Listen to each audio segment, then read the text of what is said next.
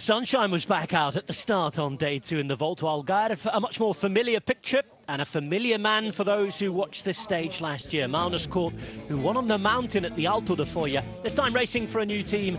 This time racing like the rest of them against Remco Evenepoel. The first of 2 big mountain stages this week in the Tour of the Algarve, and the 2-time winner Geraint Thomas was ready to receive a prize at the start today.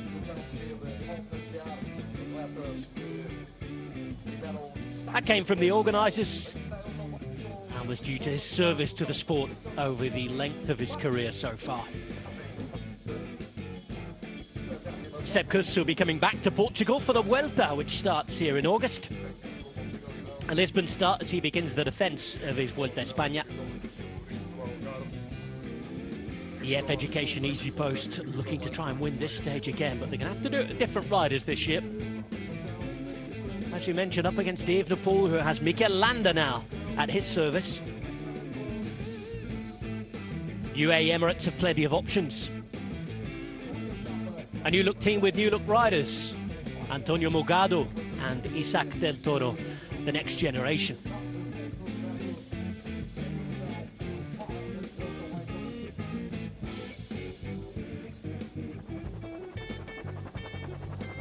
On day 2 of the 50th Volta ao Algarve, the peloton goes to the highest point in the region, to the Alto da Foya, up towards 900 metres above sea level. Standings after day 1 see Gerben Thijssen in the Camisola Amarela, the yellow jersey, ahead of Marijn van den Berg and Tobias Bayer, who picked up bonus seconds from a breakaway. Jordi Meus is 4th, Conte is up in 5th, Bova down in 6th place. What's the venue for the time trial? Now, the start place for this particular stage. Lagoa, seeing riders go inland straight after a very short berth around the course. But plenty of categorised climbs to come, starting with an early 4th cat.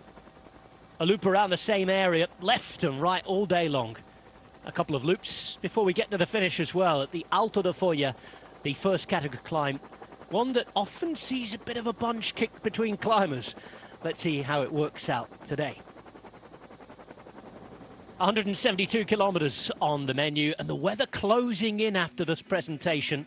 It was going to be very similar to the forecast that eventually really came true on day 1. We had little bits of rain, a lot of wind. Maybe a job for the mechanics or two. Certainly a job for the riders, with plenty of metres going uphill. Gerben Thijssen already realistically knowing that he would not hold on to yellow today, and he's promised to work for his teammates. Matteo Trentin yesterday practicing the lead out, he said, without the main sprinter. Magnus Cort, well, where's his form? He might be about to find out. This is the stage he won on last year. Remco Evenepoel, that is his 3rd Volta ao Algarve. Both previous times he's been here, he's been the overall winner.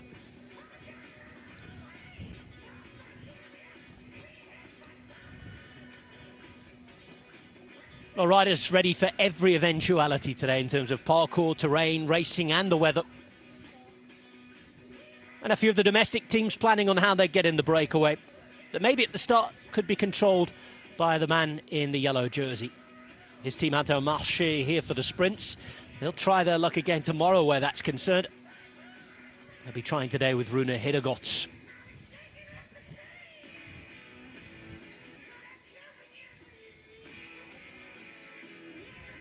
And there was the presentation of the Prestige Prize, the local Prestige Prize, given by the organisers every year, this time to Geraint Thomas.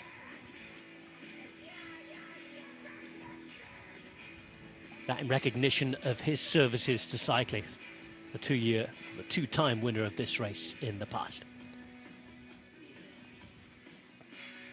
Riders leaving Lagoa late this morning then. And then this happened. Not really a big fight for the breakaway. 8 riders were soon away. Led by Max Walker of Astana, Kazakhstan.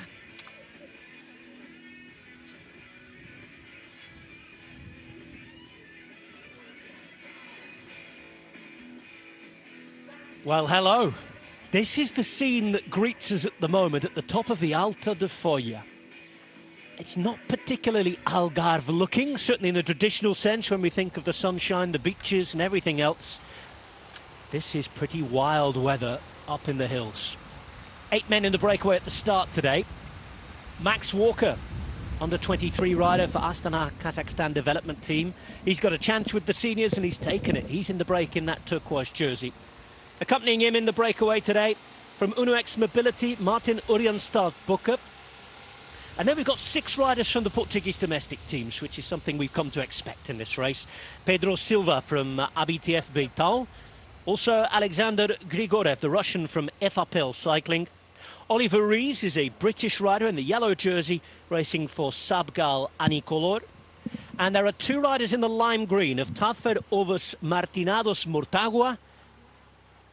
They are Cesar Martin Gil, and we have to say well done to Gonzalo Amado, who yesterday was on the ground holding his shoulder and his collarbone. He finished the race 15.5 minutes down, and he's back in the breakaway again today. Well played, that man. They've got a gap of just over 3 minutes. Certainly they did at the last time we had a count. May well be coming down now. We've had one of the categorised climbs ahead of the race with what we calculate around 70 kilometres or so to go. They're just on a plateau on the top of the hills. All of the climbs today, Robbie McEwen, are pretty much backloaded. Yes, Rob, good evening. Welcome everybody. Stage 2 Stage 2 Alto de Folla, because it's a misty old day here in the Algarve. And let's hope it's a little bit drier than we had yesterday, Rob, where unfortunately we saw that crash you just mentioned by one of the riders who made the break, Gonzalo Amado, and amazing that he's been able to make it into the break this afternoon after looking really sore and sorry for himself. Yeah, that unfortunate crash where they had to cross the bridge on, well, what we're not calling cobbles, but the calçada, I'm reliably informed, is what they're called in Portuguese. So as they come across the calçada, and they are, by first-hand experience of the person who told me, so thank you, Richard Adamson, the calçada are slicker than something that's really slick, because I won't repeat what he exactly said. But it's apparently as soon as they get wet, they're just like ice. So there was quite a big pile up there yesterday. But good to see everyone relatively a-okay.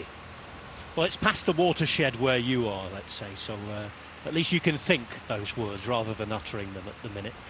I'm getting news from the breakaway. Unfortunately, we've just been bigging up Amado, but in the couple of minutes just before, just before the camera started rolling live and we were giving you that introduction, he's had to step off his bike due to the pain from a knee injury. And it must have banged his knee as well yesterday, but he did make the break at the start today. He was there for around half of the stage. I'm afraid that Amado's now had to stop and step off his bike. So unfortunate for Gonzalo Amado.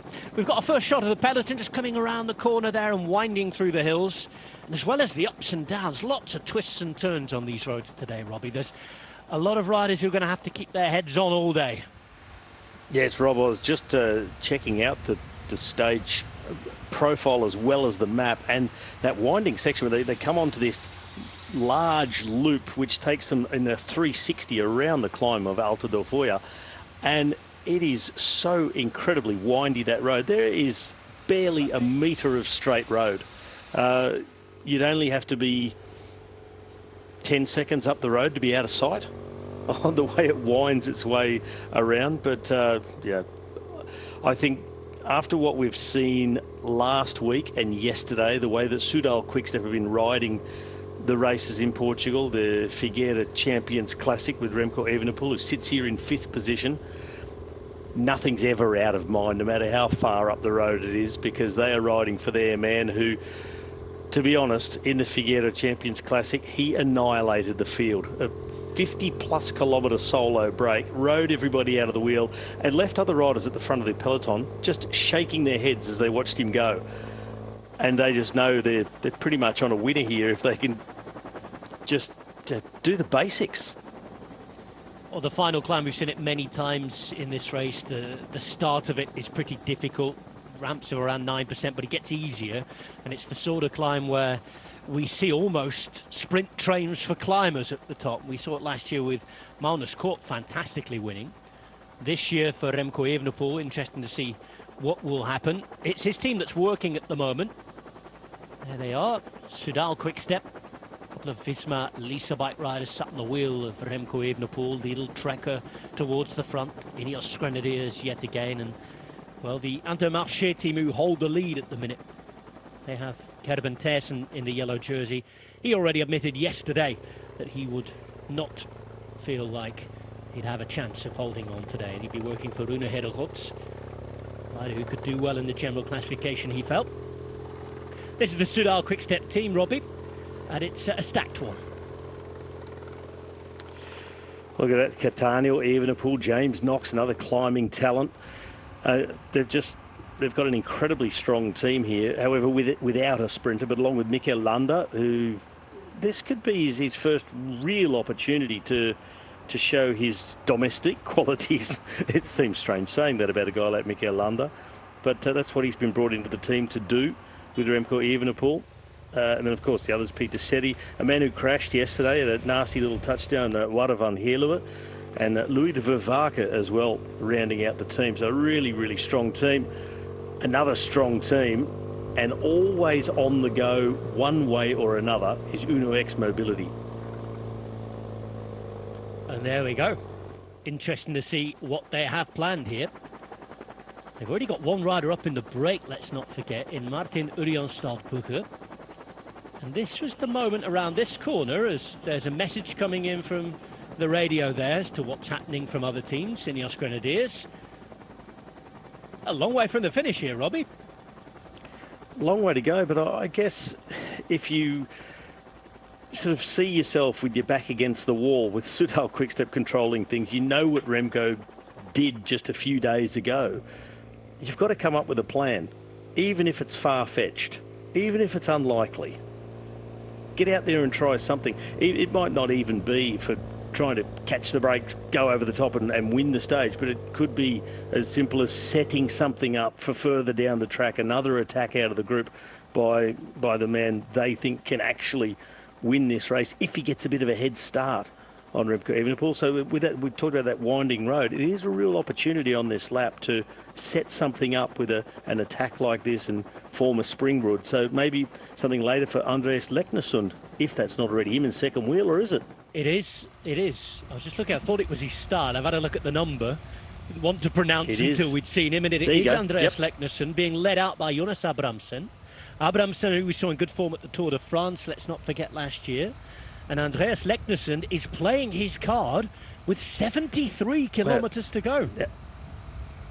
Now, that is a surprise. To send maybe two other teammates up the road to try and start setting something up. It was 73k to go. Sending Leknesund, your man destined to be your GC Hope in this race, that's a really audacious move. As a spectator, I am not complaining, Robbie. That's a very interesting move. It's something for us to contend with and explore and see how it happens. And it has certainly started the racing very early indeed today.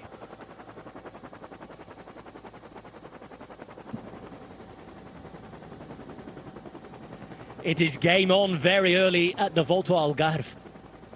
Just as the peloton were meandering along, it seemed, being led by Soudal Quickstep, who are keeping a break of 7 in check. You can see that Uno X Mobility have launched Andreas Leknesund, a pink jersey wearer at the last Giro d'Italia when he was with DSM. He's now moved to Uno X. He's in a wholly Norwegian and Danish team, and it's the Norwegian who's being led out by his compatriot Abramsen. They've got another rider up in the breakaway as well, let's not forget, in the shape of Urianstad. And Magnus Cort, who won the stage last year, sitting in the peloton. Well, that's what I was just going to say, Rob. We've been talking about Leknesund as the climbing hope for the team, but maybe it's the man who won the stage last year. However unlikely that may have sounded last year, and even now against the likes of Remco Evenepoel and Danny Martinez as well. Maybe this is something to try and set up Magnus Cort. We will keep an eye on it. They've got just over half a minute on the peloton at the minute. Let's go back to the start, though, and listen to last year's champion. How are you? You already started the season in France, I think? In Bessèges? Yes, I did Bessèges. And yeah, I'm enjoying the season so far. It's nice to be back in UNOX. And yeah, I also look forward to today. How have you... What's your feeling about that team, which is growing every year, coming to it, back to it? It's nice. It's how I was hoping for it to be. I know everyone already from before, so it's been quite easy to adapt to a new team, and yeah, it's like I was hoping to. I looked a bit online. I didn't find your program. What's the plan for this year for you? My plan is next I do Tirreno, Catalonia, Ardennes, and then we'll see, coming closer to the Tour. Obviously I hope and I expect to be ready for the Tour in July. And with that goal in mind, what I mean about now, is this week already a target? What's the plan for this week? Yeah, I mean I want to get something out of this race also, but yeah, Tirreno, Catalonia and Ardennes is the biggest goals for this part of the season, but yeah, then you also should be in shape here, so yeah, we'll see today how the legs are responding. What about today? We know this climb, it's hard but he goes really fast. What to do there? We'll see. I guess those teams like Quickstep will decide how the final is going to be raced, but we're also going to look for opportunities. He said that he was coming here for this kind of stage.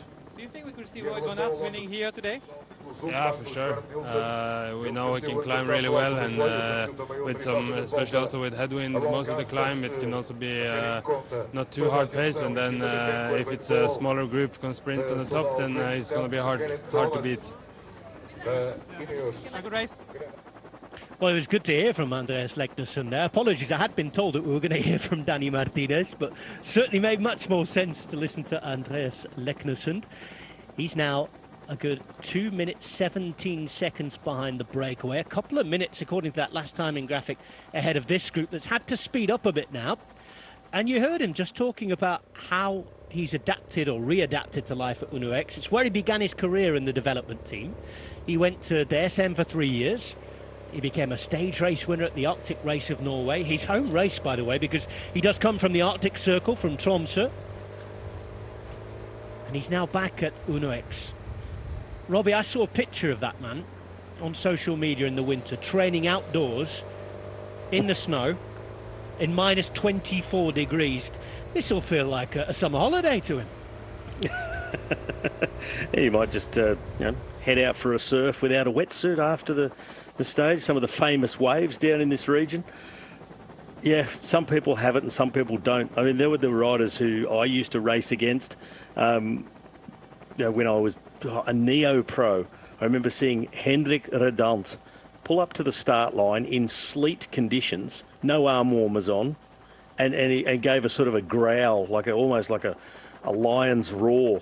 Here I am, I'm not cold, you are, there goes your morale. But it just didn't seem to feel it. Stephen de Jong, current team director of Lidl Trek, he's another one. Hardly ever wore arm warmers. Everyone in leg warmers because it was freezing. He was in short sleeves and shorts. Shivering just thinking about it. Well, he's out in a skin suit today. He had a plan.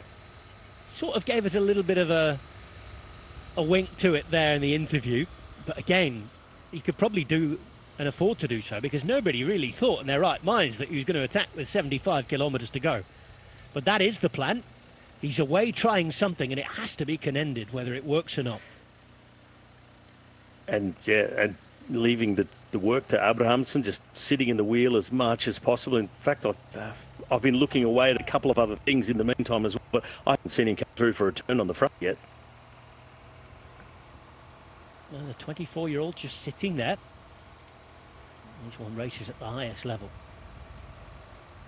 Mentioned that Arctic race win, the general classification. A fantastic stage race to make your first pro overall win when you're from the region. Winning your home race like that. That came 18 months ago now. Of course, it was all about the Giro last year where he was second. Here he does come through, and he is taking a turn. And one more reminder, they have another man away in the breakaway today. Well, I was just going to give a bit of a mention to that, Rob. The fact that he sort of hadn't looked like he'd been through yet, but maybe it was just that our camera hadn't caught much of it yet. But if a move like this is going to work, it is going to take both of them working really as a two-up time trial to give it any chance whatsoever. But a move like this, it reminds me of those team attacks back in the day, it used to be quite often Eric Decker and Mark Walters from the Rabobank. They did it quite often, and a few times it really worked. Today, I don't like their chances all that much with the peloton led by Soudal Quickstep for Remco Evenepoel. What I do like is just the audacity of it and then giving us a race from so far out.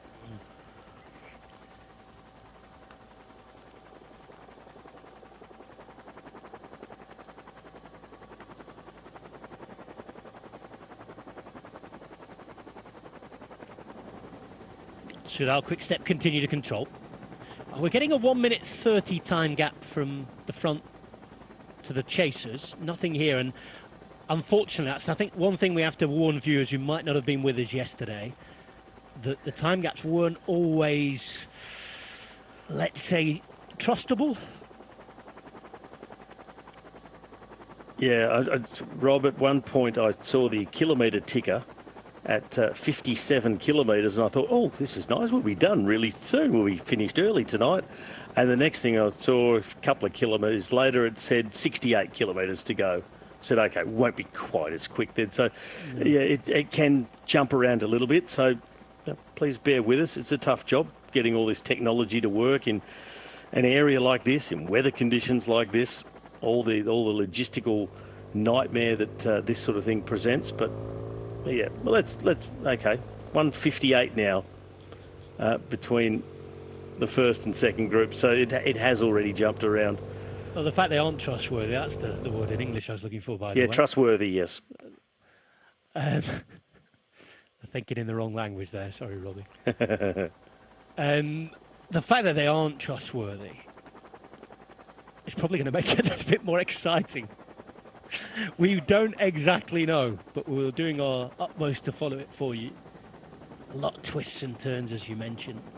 It's so difficult just to get the signal out, certainly with the weather as well.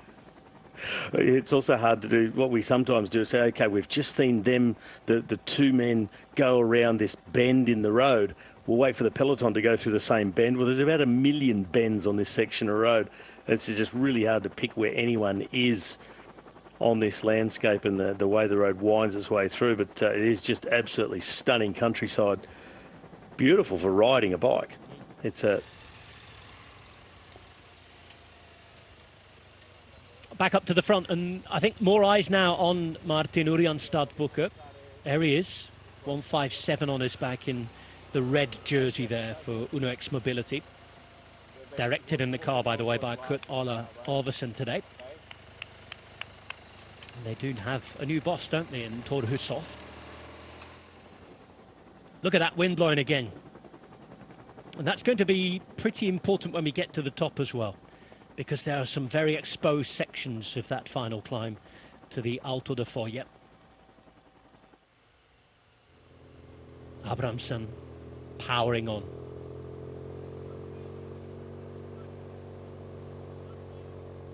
Look up the road from Leknesund. He's saying how much?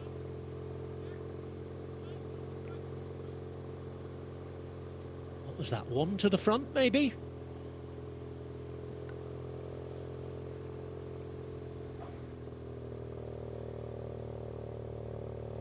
A very warm welcome back to you, television viewers. You're watching stage 2 of the Volta ao Algarve live from Lagoa to the Alto de Foya, and you're looking at two riders who've really thrown the cat among the pigeons.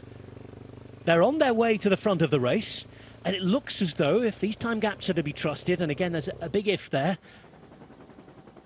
they're over halfway across the gap now. The gap would be around 2.5 minutes back to the yellow jersey. Yellow jersey group that is currently led by Soudal Quickstep, as I think we expected it to be, Robbie, given Remco Evenepoel's favourite status and the fact he's won twice here. But if the two riders from Uno X can make it to the front, they join a teammate of theirs, plus 6 other riders in a breakaway, and we really would have an interesting tactical situation. We'd have a fascinating situation if they can reach that front group. Now signalled at 44 seconds behind it, and that would seem rather logical. It seems to more or less right. If they can get there and they have a teammate up there in Urianstad, you expect to see him then just do some huge turns and just see if he can open up this gap for his 2 teammates, then continue on with it. And, I love this sort of racing, the unexpected attack, the long range, low percentage effort, and also knowing that they've got the winner of this stage last year, Magnus Kort, sitting in the peloton. See if he can go with Remco Evenepoel when he places the inevitable attack. Well, I know a lot of you might have tuned in at lunchtime today in Europe and have been hoping to watch the Vuelta a Andalucía. Unfortunately, the stage again had to be cancelled today because of the lack of police officers to keep a safe race. They're elsewhere dealing with farmers' protests at the moment. I am told, however, that tomorrow there will be racing. It will be a short time trial, a 5-kilometre time trial tomorrow, and you'll be able to watch it live and on demand on Eurosport and Discovery Plus. And I'm told that conversations are ongoing to try and set up 2 more stages over the weekend as well. So all the best of luck to the organisers of the Vuelta a Andalucía. Whatever the take on the protests, and I know there'll be opinions of a whole wide range of them, you feel sorry for the organisers. That great that they're trying and keep things going. Now let's go back to the start and hear from the French champion. Valentin, donnez-nous des nouvelles déjà, parce que vous êtes tombé hier, il me semble. Oh, you crashed yesterday, so how are you feeling? Do you have any news? Chute, j'ai mal à Nodine, mais ça va, j'ai pas de grosses douleurs. Yeah, it was a crash, but I don't have any big pain. Ça veut dire qu'aujourd'hui, on sent comme on pourrait essayer quelque chose? Ouais, on va voir. Après, c'est well, what can you do course, today? Assez attentiste, surtout dans le final. Après, on yeah, I think it's going to be quite a hesitant race towards the end. C'est vrai qu'il y a un fort vent de face dans la montée finale. Of course, if there's quite a strong headwind towards the end in the last K, that can block the race. Voir comment ça va se passer avec la pluie aussi. And we're going to have to see how it happens. Étiré, il peut y avoir des belles cassures. We'll have to try and see who's working, how they work. I don't want to lose too many time and for too much time for Stefan as well. Of course, maybe it's usually a bit of a sprint with that headwind here. With a good timing, you could maybe do something. Yeah, for a rider like me, well, we'll have to see. If I feel good, then I might not attack either. Of course, it's a strange sprint. We'll have to see. But we can try something. Well, there's always motivation here. I'm going to try and do the same thing. It's not just for me. Well, Valentin Madouas there talking about the fact that he had plenty of motivation. While we're seeing that, Robbie, good to hear from Madouas, by the way, the French champion, after his crash yesterday, and the fact he's feeling good. Talking about that headwind in the finale and the fact that it's often a bit of a sort of hesitant finale here, people waiting and waiting, not wanting to give too much.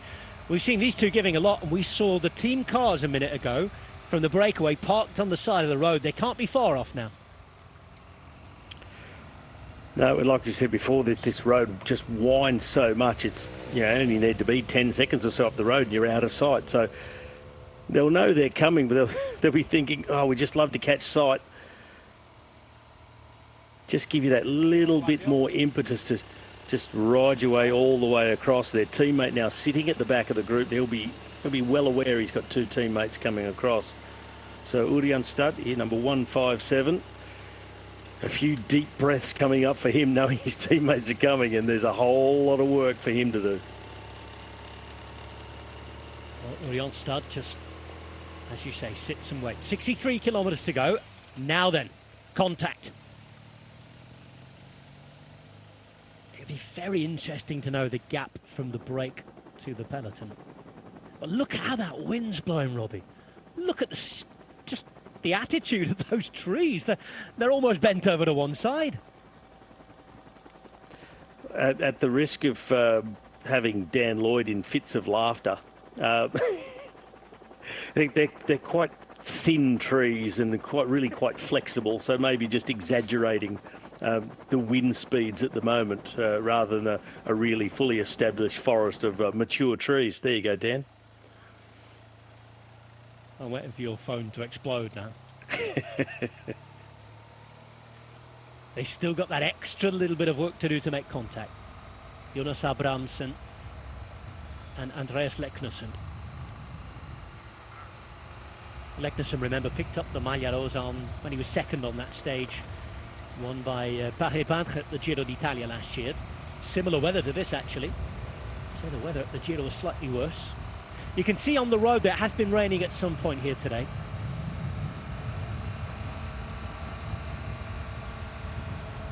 20 seconds.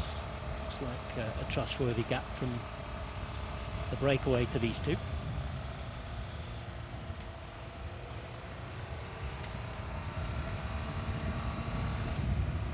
Quite a bit of downhill road coming in the next few kilometres.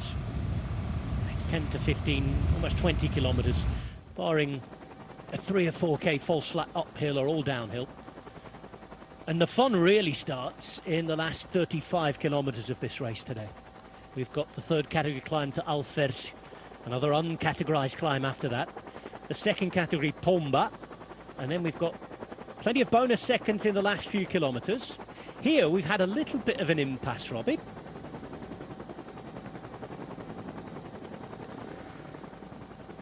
Yeah, maybe just on one of those uphill sections that makes it just look like they're really gone into cruise mode. This looks like the section where the two chasers were just about 10, 12 seconds or so behind the break. There was a little kicker they went up, but after this, and from where the break and these two chasers are now, from this point on, they've got more or less 20 kilometres in, well, let's not call it a downhill.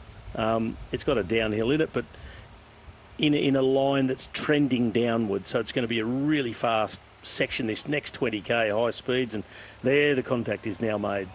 3 riders from Uno-X Mobility in the front now. Look at the smile on Urian Stad's face as they've made contact. He loves it when a plan comes together. They're only halfway there, though. They've got the 2 riders across. It's taken them about 12 to 13 kilometres, but they're at the front. They've got around 2.5 minutes, we're told. Let's see how it goes. It's game on in the Algarve.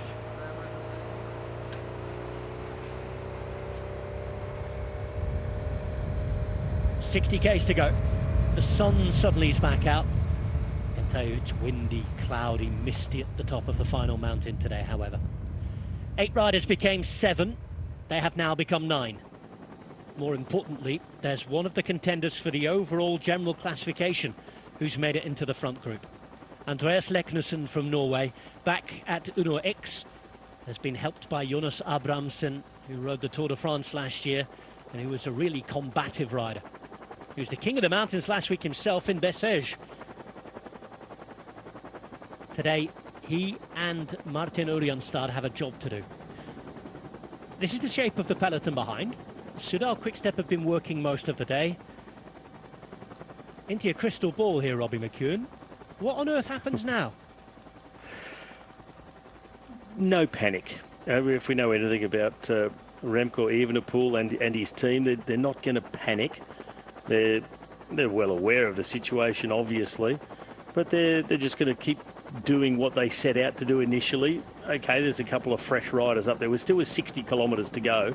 It's not time to start, really trying to rip through the amount of domestiques they still have in hand. They just keep cruising. I think if it gets out to 3 minutes with 40k to go, I think we'll see a lot more intent. It'll be interesting to see how much the rest of the peloton just sit and look at Soudal Quickstep. So, well, we're not going to do anything to help your team. You solve the entire thing because you've got the favourite. Still a fairly complete peloton behind, even though it's moving perhaps a little quick for some people's liking. That's always the case, isn't it? Wet roads here, though. It's been raining over the hill as they dart down. and a few spots of rain on the lens. The good news is, looking around, it sort of doesn't look like it's filled in and it's set in for the day anywhere. I think these are passing showers mainly.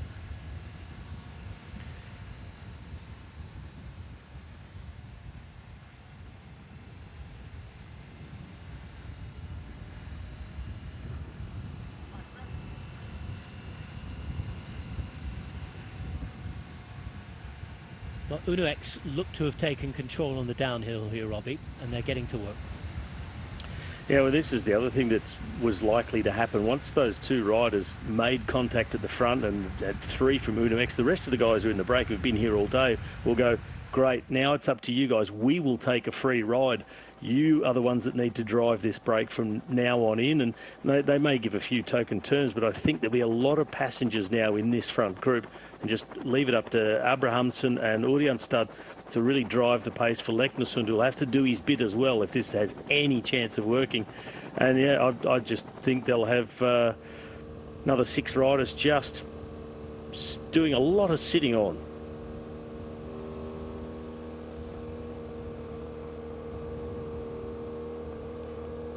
Well, Alpecin de Koenig haven't got their jeans on here yet. They've launched a new kit today, haven't they?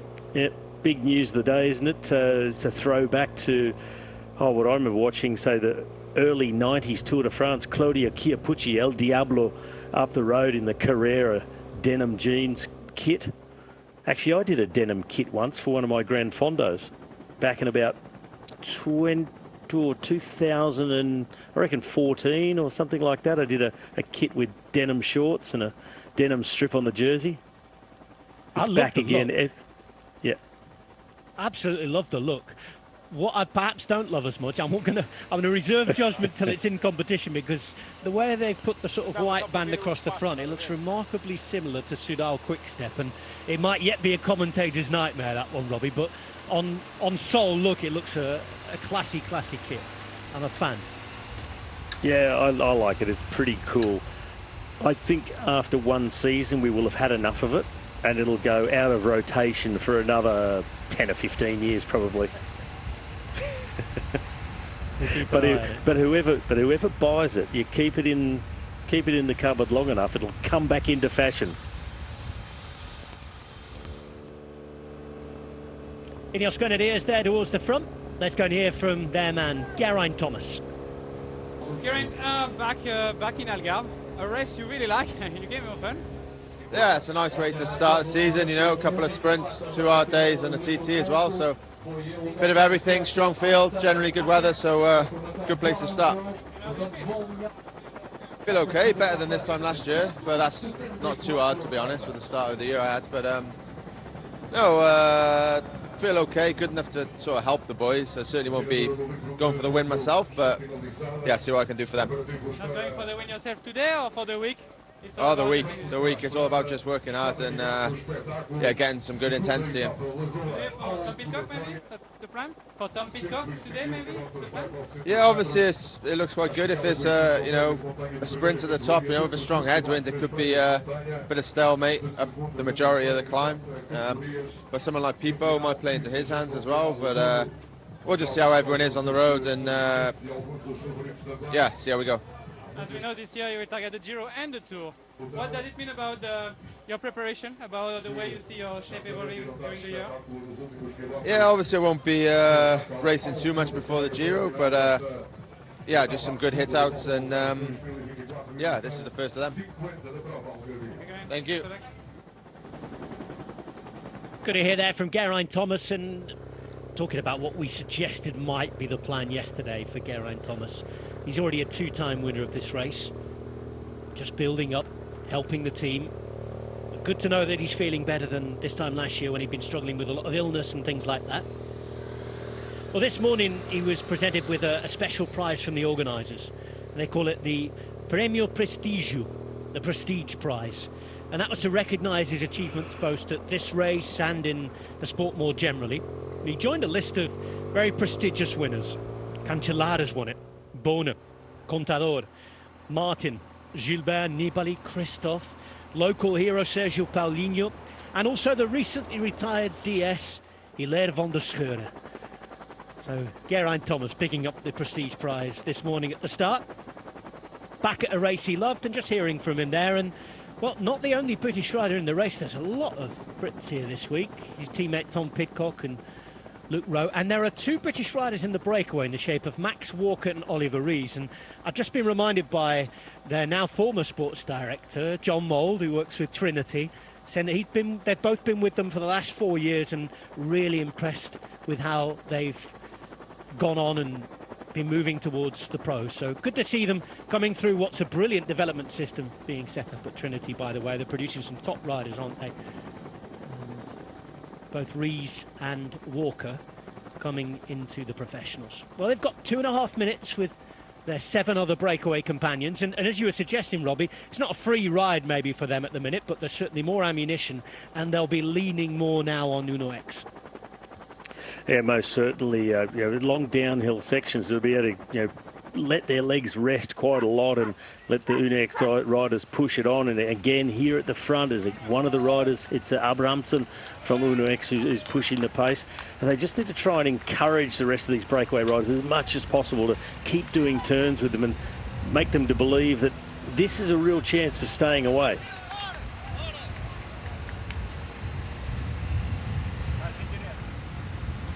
It's hard just to hold the wheel in this breakaway. You're looking at Rubens Shimao racing in the white jersey there. Portuguese rider. On his wheel, Cesar Martins Gil, another rider from the host nation. In fact, there are 3 Portuguese in today's break. Several other riders from Portuguese teams. And it's amazing how they've kept this strong domestic scene still going with so few international races.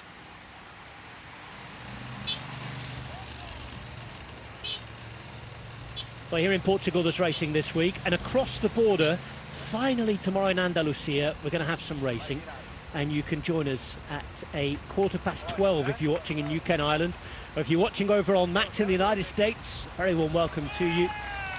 You'll be able to see that race at 12:15 GMT, so work it out wherever you're watching with your own time zone. And if there's just too much racing on, you've got other things to do during the day, which is understandable. Remember, Discovery Plus is your venue for everything live and on demand. Well, we will be back at the same time tomorrow with the 3rd stage. Stage tomorrow takes us to Tavira and another traditional Algarve finish. Maybe another opportunity for the sprinters. Another venue last year for another Magnus Court victory, wasn't it? It was 2 and 2. Yeah, it's that right-hander with, 500 metres to go, something like that. That drag up to the line is a really just unending road up to the finish. It just really drags up, and it's a real strongman sprint. And we spoke to a couple of sprinters yesterday who said they're expecting stages 1, 3 to be for them. Just going back to yesterday's finish, Rob, I've been asked by quite a few people about the fact of how we had kind of a Dassin just slicing his way through from a long way back, and there was almost a touch of wheels with one of the Portuguese riders who ended up somewhere around 9th or 10th on the stage. And some people pointing out that, it really looked like he chopped him up and went across his wheel, and shouldn't he be relegated for that? Shouldn't there be some sort of sanction?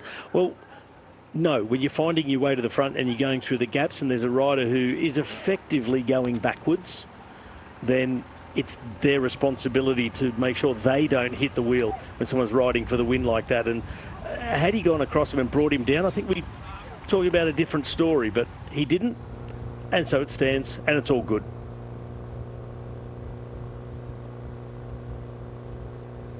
A few other teams making their way to the front now. Some to collect food, others for position. Another little bit of a descent about to come. Edward turns on the left-hand side for Lidl Trek. He has Jasper Stuyven on his wheel. That was Bissiger in the pink, just in front of Rui Costa and his rainbow medallion.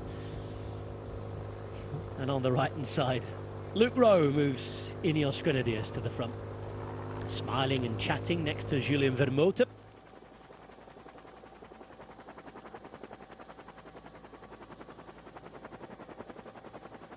Gap says 3.5 minutes on the screen right now. again, for those of you who've been with us since the start, I apologise for maybe banging on about this, but recognise that not everybody can watch every minute of the coverage. For anybody who's switched on a little late, I'm not sure how trustworthy these gaps are. Yesterday they were up and down, but there's certainly a gap of at least a couple of minutes right now. 2.5, I'd say. Talking of gaps, Rob, there was a gap at the finish yesterday. It didn't turn out to be an official time gap in the results because that gap was caused by a crash, and we just saw a moment ago number 3 from Bora Hansgrohe, Marco Haller, and he was the man who went down trying to perform the lead out for his teammate Jordi Meus, but we just saw him bandaged up and suffering down the back of the peloton, Marco Haller. So that was a high speed crash. It was him bandaged up on elbow and knee, and he was really having a struggle just sitting in the back of the peloton as things were really starting to ramp up here at the front. As the chase has been led all stage long so far by Soudal Quickstep, of course, but now EF Education Easy Post coming forward as well. Lidl Trek on the right hand side with Tao Gegenhardt and also Baggioli through the centre, just right of the centre line of the road is Alpecin de Koenig. One of the final times we'll see them in the azure blue and dark blue colours. It's going to denim from this week in the UAE Tour. Yeah, there is a rule that states that if you start a race in one kit, you finish a race in the same kit, so they can't change over to date. Plus, of course, PR announcements, things like that, it's always better when there's a bit of fanfare around them and you set a date for it. UAE Tour is the next World Tour event, isn't it? All the cameras will be focused, and there might be a couple of very big names turning up for that for them. We will see. Might be a certain Mr. Philipsen sprinting away. We're still waiting for confirmation as to when Mathieu van der Poel will begin on the road, however. Jasper Philipsen had quite a late start to the season last year. It was, in fact, was the Omloop at Nieuwsblad his first race last year.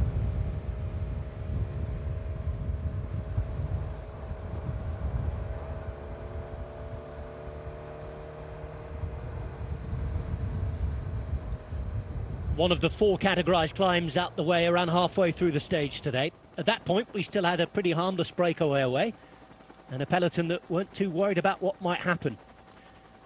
And then there was a deadly duo. Andreas Leknesson led out by Jonas Abrahamsen of Uno X.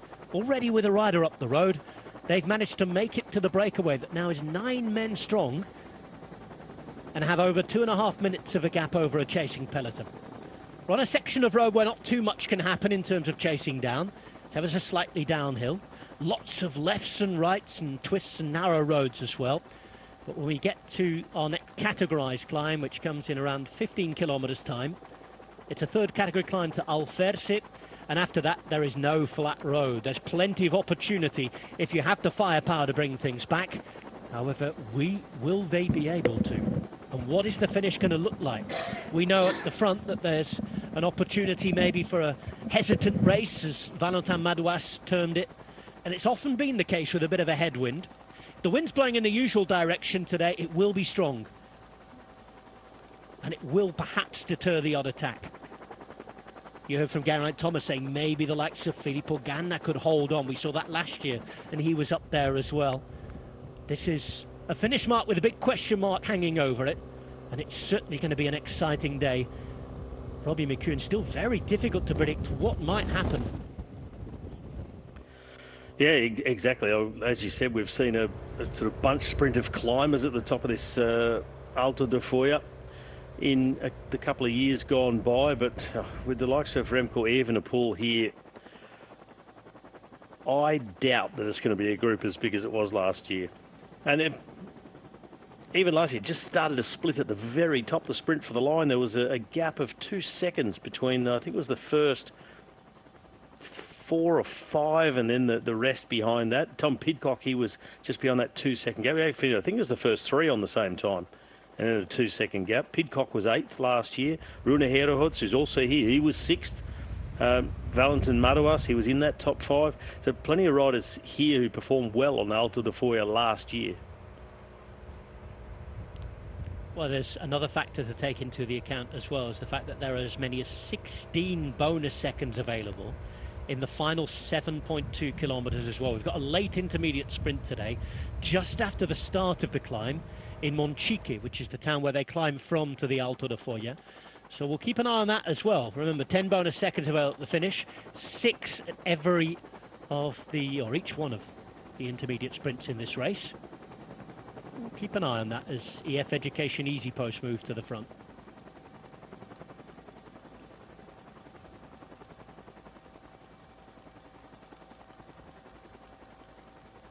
I haven't seen the breakaway for a couple of minutes yet. We're just watching the peloton here. Not too many Bora Hansgrohe jerseys towards the front. But some fantastically gifted riders who are representing them today. A couple of splits up back that should come back together.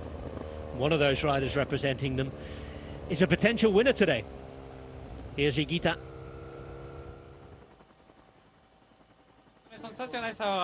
Bueno, sí, las primeras carreras han sido buenas, nacionales y first race has been good, the Nationals, Murcia, they left me with good confidence. Tenido buena salud, I've got good health, good legs, buenas cosas. all things are going well for me. Nada, seguiremos en esta So carrera, nothing special. mejorar las We'll continue in this race to improve those feelings and look for a victory. We'll see today. Good opportunity for us, for me, for Danny, and we're going to try and get a stage victory. No leadership in el equipo? What about the leadership in the team? You, Danny, anyone else? Well, looking for the leadership in the team, I think, is for both of us. It's a good stage for me, but we're going to play the general classification. He's the general classification champion. He's still the leader, and he's doing very well. He's going well in the time trial, so we've got to support him in the rest of the race. He's a good option to win again. What about last year's memories? The crash. Yeah, exactly. It was 2 years ago. I had a crash in the finish in the sprint. And these things happen in a race. I'm coming into good condition now after winning the national title. So it's an experience of where to start your sprint and not making those mistakes.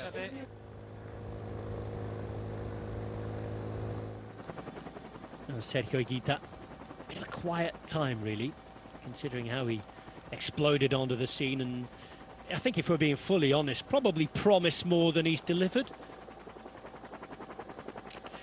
Yeah, I'll go along with that. Yep. I think that it's maybe slightly harsh but fair. He's 26, there's still a lot of time, but I mean, I think it's also probably a bit of kudos and a nod to the talent that he showed. And I remember that first Vuelta he rode when he was all over the place. I say that in a good way. He was attacking everywhere. He was riding for EF. He had the freedom to go. He gained the nickname Higuita Monster. It all depends on how you settle in a team. Different when you move, isn't it? He's now at Bora Hansgrohe, but should ride the Vuelta España, we're told, this year. Let's see how he goes. Now we're approaching very quickly the final 40 kilometres now. And in 10k's time, the fun really does start in terms of the climbs, and we're starting to see a different shape at the peloton now. Visma Lease Bike on the left as we look at it. Next to them, Soudal Quick-Step. Then you've got Lidl, Trek. A couple of riders in the line there from EF Education Easy Post. Rui Costa sitting on the wheel of Stefan Bissegger. And on the right-hand side, we've got Alpecin de Koning. A couple of riders too from DSM.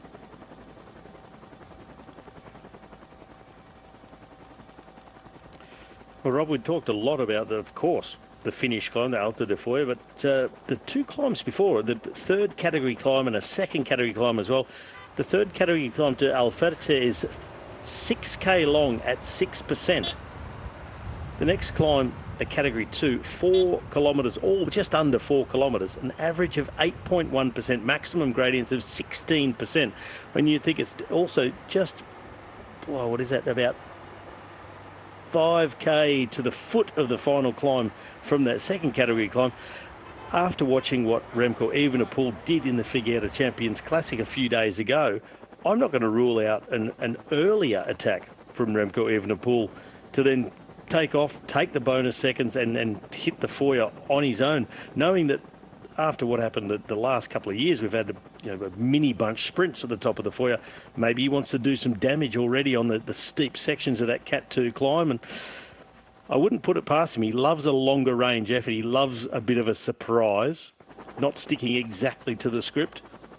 Who knows? We'll keep an eye on that. It's certainly a different approach to Foya this year, with the inclusion of Pomba a little closer to the final climb.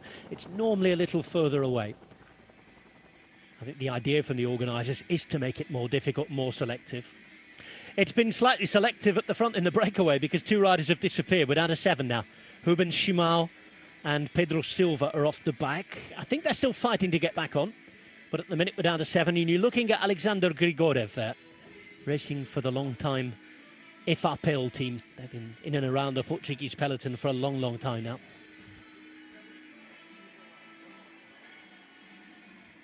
40 k's from the finish. The gap is telling us 2:42. Tight left turn coming here.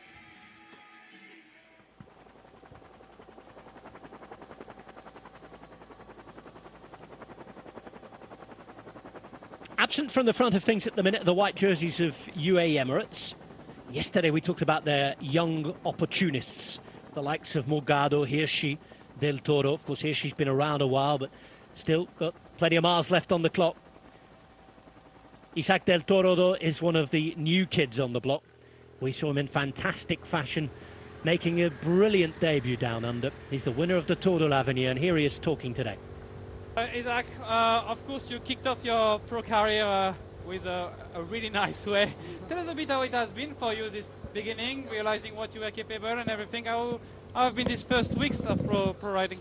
Oh, it's great and amazing. Imagine like starting with this. It's so good for me and the team, and now I'm so happy to stay here and enjoying of a really good country. It's amazing for me, to be honest, to stay here only.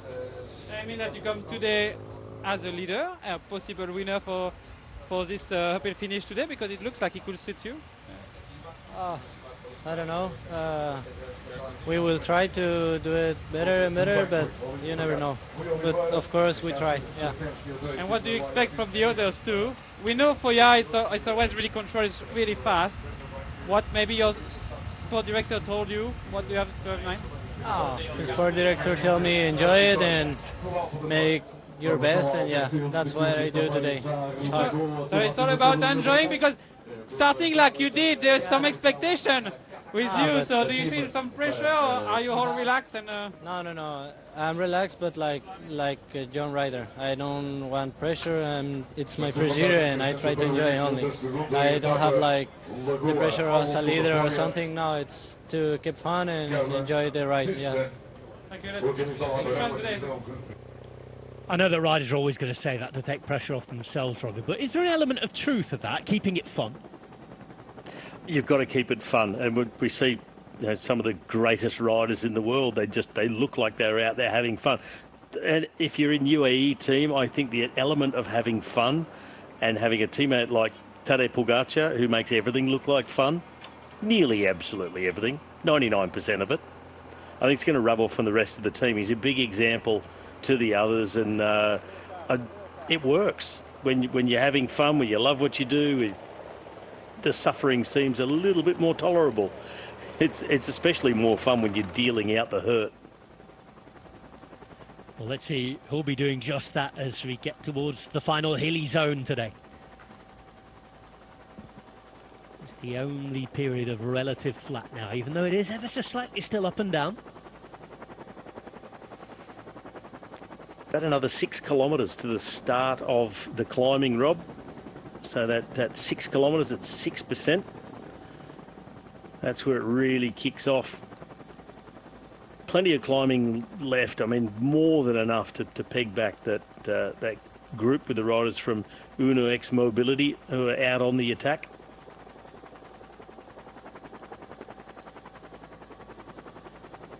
Keeping an eye on the demeanour of the peloton as well, because seconds given or taken back here could be crucial. Certainly as we enter the last 30 kilometres of the race. John Degenkolb moving up left-hand side as we look at it. If you're watching on television, time for a commercial break.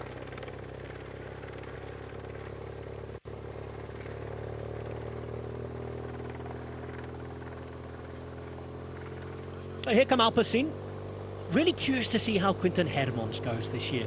I was quite excited about, or on his behalf, of the transfer to Alpecin de Koning last year, an opportunity to maybe get a bit more leadership and support, and whether things maybe didn't go right with the numbers, he wasn't feeling right, you know, you might change coach, you might change training, all sorts could go on. Just didn't seem to happen for him. You're talking about a man who was on the podium of Liège-Bastogne-Liège just less than 2 years ago when he was at Intermarché. He looks like the man on paper who should be having a go for the team, Robbie, at this race. You'd think so. Looking through the rest of the team, yes, I'll totally go along with that. As the man you would think, they've given him the number one of the team. He's riding with number 11, so generally that would reflect team leadership. The man that you pin your hopes on for a GC performance.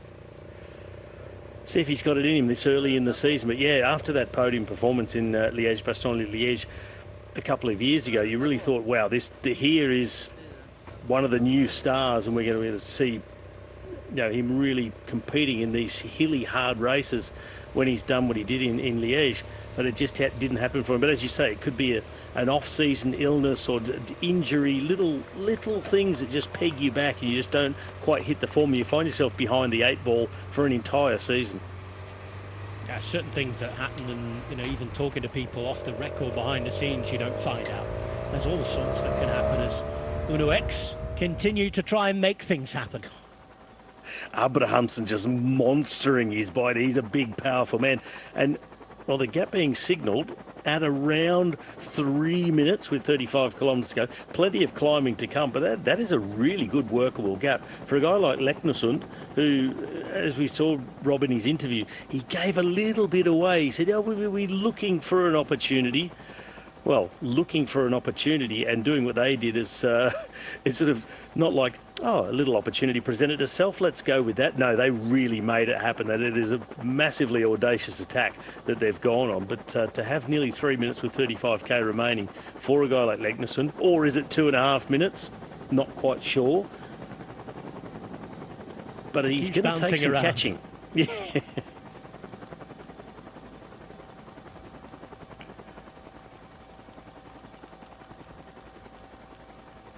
One of the things we may underestimate when we're thinking of this race every year is how narrow the roads can go. Wide to narrow quickly. It's really good warm-up for the Classics on that front. The chase is on in the peloton behind. And it's the Classics riders doing the warm-up for those Classics, pulling along their teammates and getting ready to go. Soudal, quick step on the right, all eyes on them. Peter Seri is there, pulling things along for those clad in blue, white and red. Left-hand side, Degenkolb has spent much of the time at the front. He just sits second wheel now. Alpecin de Koning are there as well. Intermarché have the yellow jersey. You've not seen much of them today. They're mainly a sprint team here, but they do have a rider who can contest. Rune Hedegaards. Keep your eyes on him. Can time trial as well.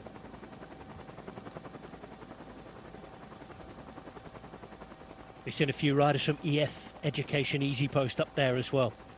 They've got a really good team this week, keeping us guessing maybe as to how they'll go and who they'll go with. But Ben Healy is an option. The experience of Rui Costa. Bissiger's a good time trialist, of course. We saw Vandenberg take second place yesterday. He's got the green jersey on his back after that yesterday. He's looking after that at the minute for Gerben Thijssen. He, of course, is in yellow for now. Of great interest too, Rob, will be how Team Visma Leasebike take this on. They've got Wout van Aert, who could do just about anything. I'm interested to see what sort of form Sepp Kuss is starting the season in. You'd grant him an extended off-season and rest after what he did last year, all 3 Grand Tours, then winning his final one in the Vuelta. But I'll be interested to see how well Milan Vader goes today as well. He rode the Tour Down Under, sort of there and thereabouts and building form, and he's a man who could put in a good ride this afternoon as well. Winner of the Tour of Guangxi at the end of the World Tour season last year, let's not forget. Well, there are those yellow jerseys of Visma Leasebike on the left-hand side of the peloton as we look at it. You can see the pink on the right-hand side. And they're all surrounding a green and white national champions jersey of Ireland on the back of a certain Ben Healy. Ben, well, tell us first, how are you for this start of the season? Yeah, I think I'm okay. Had a solid winter and yeah, a nice open race at this edge. And what does it mean about your goal for this weekend? Yeah, I mean there's a pretty stacked field here, so it'd be nice just to see our tests up against these guys at the start of the season, and yeah, hopefully today's the first day to do that. Yeah, it's the first. You really want to test yourself today? It's already gone? Yeah, I mean we'll see what the conditions are like, because at the moment it's looking like there's going to be a pretty strong headwind on the final climbs, but yeah, if there's an opportunity then I'll for sure give it a go. Can you tell us about the plan for your start of the season? How do you imagine it? When do you want to be in your top shape? Yeah, I mean the Ardennes is a pretty big goal for me this year, and yeah, so I'll be doing Strada Tirreno altitude and leading into the Ardennes, and hopefully yeah, my best shape. Thank you, man. Best of luck. Just over 30 k's to go until everybody needs to be in their best shape for today's stage.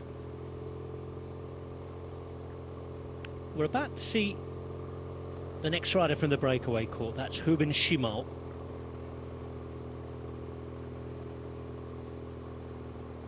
Rides for AP Hotels and Resorts, the Tavida team. They'll be at home tomorrow, by the way, with a finish in Tavida.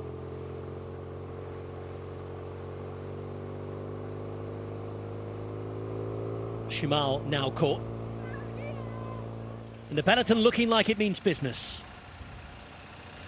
Also do almost half of the Uno X team though. Still riding at the front and still pulled along by Jonas Abrahamsen. He must have been told, Robbie McEwen, that he's got a finish line that is well before the finish of today's stage. Yeah, absolutely, a really impressive performance, and you'd think that his gig today would be, you know, get your teammate Leknesson to the foot of that climb with 31 kilometres to go, and do everything you can from there until you just completely blow. Keep the tempo as high as possible until you can no more. Beautiful green hills of the centre-west of the Algarve region. Well, no strangers to a bit of wind and rain down here, being exposed to the Atlantic, of course. It's not exactly a regular occurrence. It's nice that the sunshine has come out now after what's been a pretty unstable few days. We saw pretty bad weather up in Figueira da Foz the other day. Didn't hinder Remco Evenepoel, of course. 55-kilometre exhibition from him. Say 73-kilometre from the finish attack from these two. Abrahamsen and Leknesson joining the rest of the breakaway. Walker there is the man who sits in the turquoise jersey of Astana. Just behind him, Grigorev in the orange. That's Oliver Rees in the yellow. And then with his hand up, ready to get some sustenance for the two sitting at the front, Martin Urion Stonbucker. Well, that's a nicer looking picture now, Rob. More clear skies, getting a glimpse of that beautiful sunset across the hills here in Algarve. And on the weather, we've heard a couple of riders talk about headwind on the final climb, and yes, they're half right. Half of the climb will be into the headwind. It's blowing a west-northwesterly at the moment, so up until 2 kilometres to go, they will be going into a headwind. After that, the road swings around to the right, and whatever breeze there is up there will be coming in firmly from the left-hand side. So we'll have a crosswind for the last 2 kilometres of the climb that almost then right at the finish will be behind the riders, but an opportunity to then, you know, at the speeds they will be going on this climb, that crosswind can make a difference, be able to put things into the right gutter and make it really difficult for anybody to ride your slipstream. I know for people at home, they're thinking, climbing, slipstream, sitting at the wheel, what on earth are you talking about? But we've seen on this climb in the past, they really do ride at such a high tempo that it is a significant difference riding in the wheel compared to riding on the front. So, you know, if you're feeling like I can't quite get rid of everyone, they're able to sit in my slipstream, that last 2 kilometres presents another opportunity with the wind coming in for the left-hand side to just make that, land that final blow. Even with a recent rain, nowhere near full up in the reservoir.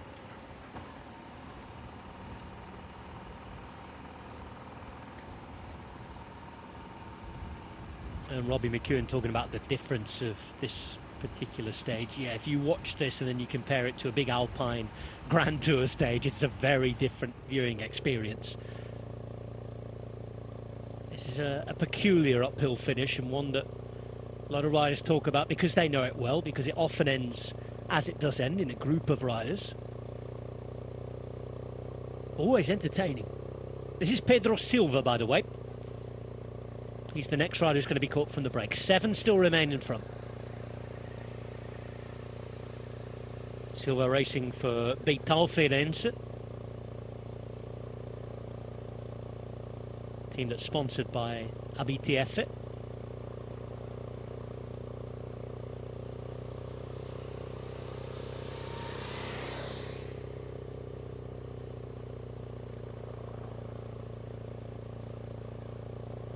Showing at 2 minutes now.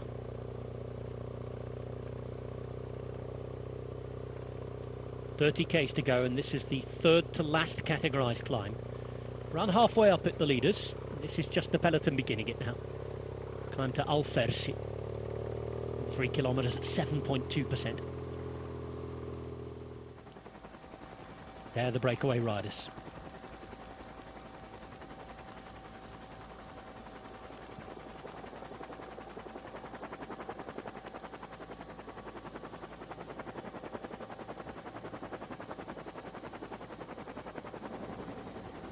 Quite the lead. Quite the lead.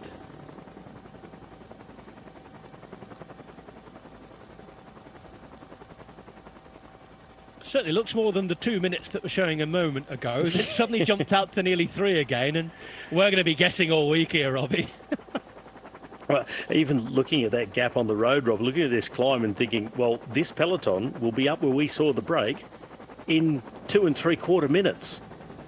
Because I know if we were riding up there, it'd probably take us about 4.5 minutes.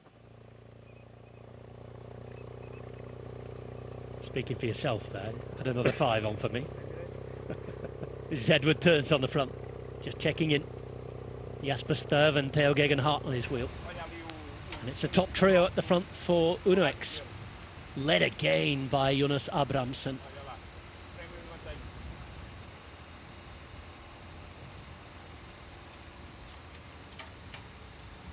28 years of age from Norway. Norwegian trio here at the front. The only non-Norwegian in their team this week is Magnus Kort from Denmark. You're looking at Oliver Rees though there. As you heard earlier on, formerly of Trinity. 22 now, and he's ridden plenty of his career in Portugal. Of course, there's the Volta ao Alentejo, which is a very, very strong race for under 23 teams. And last year rode the Volta Portugal, Tour of Portugal, where he was up there, and twice a couple of years ago in the top 3 of a stage.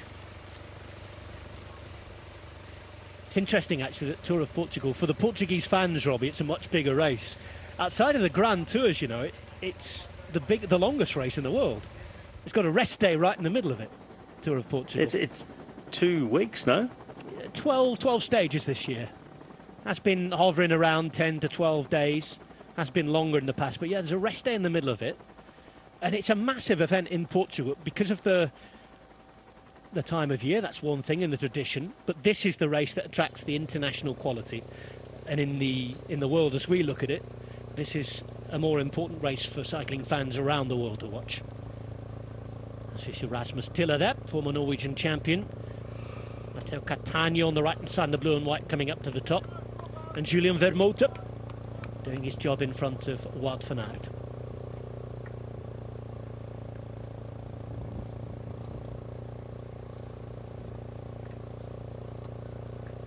Well, could it be a day for Van Aert? There was some expectation yesterday that he might get involved in the sprints. He's been doing lead-outs so far this season for his teammate Olaf Koy with great success. He really had his heart set on a good performance in the Klassiker Jaén a few days ago, but the infamous screw through the tyre incident put paid to that, and I think he'd really like to test himself on a really difficult course like today's. So maybe this could be the one for Van Aert, because when you look through their team, okay, you've got a GC guy in Sepp Kuss, but probably not for this race. I think he'd be rather easing his way into the season. Van Aert with a couple of riders behind him in the wheel, it's always difficult to know, exactly how he's going to play it. And for the rest of the peloton, they'll obviously also be looking at Wout van Aert thinking, what's he going to do today? Do we need to try and follow, or do we need to expect something from him? He seems to just make up his own mind almost in secret. I was trying to get good visuals there on the chalkboard, Robbie. And I know I haven't got the best in right now. And it said 3 minutes. That would tally with what we saw in the image a moment ago, I think, as well. Yeah, that would have seemed about right from what we saw on that climb. Now saying 2, but the gap that they did have looking at that climb was really significant. I'd be surprised if it is under 2 minutes. And with 28 kilometres to go, even if it was 2 minutes, now they really need to start pushing in the peloton, because they'll be starting to get a little bit nervous knowing that there's 3 riders from Uno X Mobility up here doing what they're doing. Just under 28 kilometres to go, and we're 2 kilometres now from the top of this latest classified climb, and the yellow jersey's been dropped. Not unexpected for him today, perhaps a little earlier than he might have wanted, but as you said, that they're going to have to get a move on. Now, issues here, and those issues are for Sam Oomen, which is not good news for Tao Geoghegan Hart, as he would expect to be one of his last mountain domestiques. Hey, you just saw that sort of that body language, looking up to the sky like, ugh, my first big job of the season. And look at the predicament I find myself in. So it's a big blow for Sam Oomen. He should be able to make his way back to the group at least, but it's going to cost him some energy. One of the many new signings for Lidl Trek, who had a bit of a revolution in their squad over the winter with all the replacements and different names. Here in the meantime, as we mentioned, the yellow jersey, the camisola amarela, as they call it in Portugal, and it's Gerben Thijssen, but he was under no illusions of what was going to be the plan today, and he's sitting alongside one of the riders from Soudal Quickstep, who is the young Wout van Heelhoven. He did say yesterday, Gerben Thijssen, I know I'm not going to be able to defend the jersey tomorrow on the Alto de Foya stage, but I'm going to enjoy every metre, every second riding in the yellow jersey. I was just looking at him then, just wondering if he's enjoying every metre, every second in the yellow jersey today, the sprinter suffering on the climbs. Well, several riders have started to be dropped on this particular climb now, and well, the good news for him is there'll be a nice big gruppetto forming soon. And there's some nice views from up on top. That's the reservoir we had a helicopter shot of around 10 minutes ago. Looking at Dan Horler at the front for Lidl Trek in the centre, just at the pedal. And where they find themselves at the moment, Rob, just looking at the trees, they're either in a very protected zone or the wind has dropped off completely. Completely different look. Either that or they're not the same sort of trees you were moaning about earlier on. Maybe they're just heavier gauge trees, Rob. Where's Dan when you need it?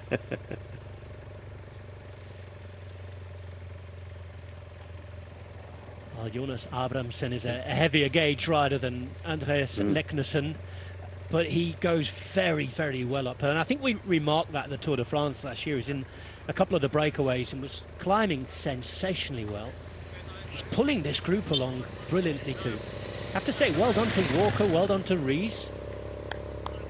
Of course, a colleague, Brian Smith, reminds me that there's a fantastic British tradition at this race, not just recently with the likes of Geraint Thomas, but Kane Theakston was a winner back here in the 1980s. And I know that our good friend Tim Harris did very, very well as well, taking a few stages back in the day. He's now a Flemish resident, working for Movistar at the minute.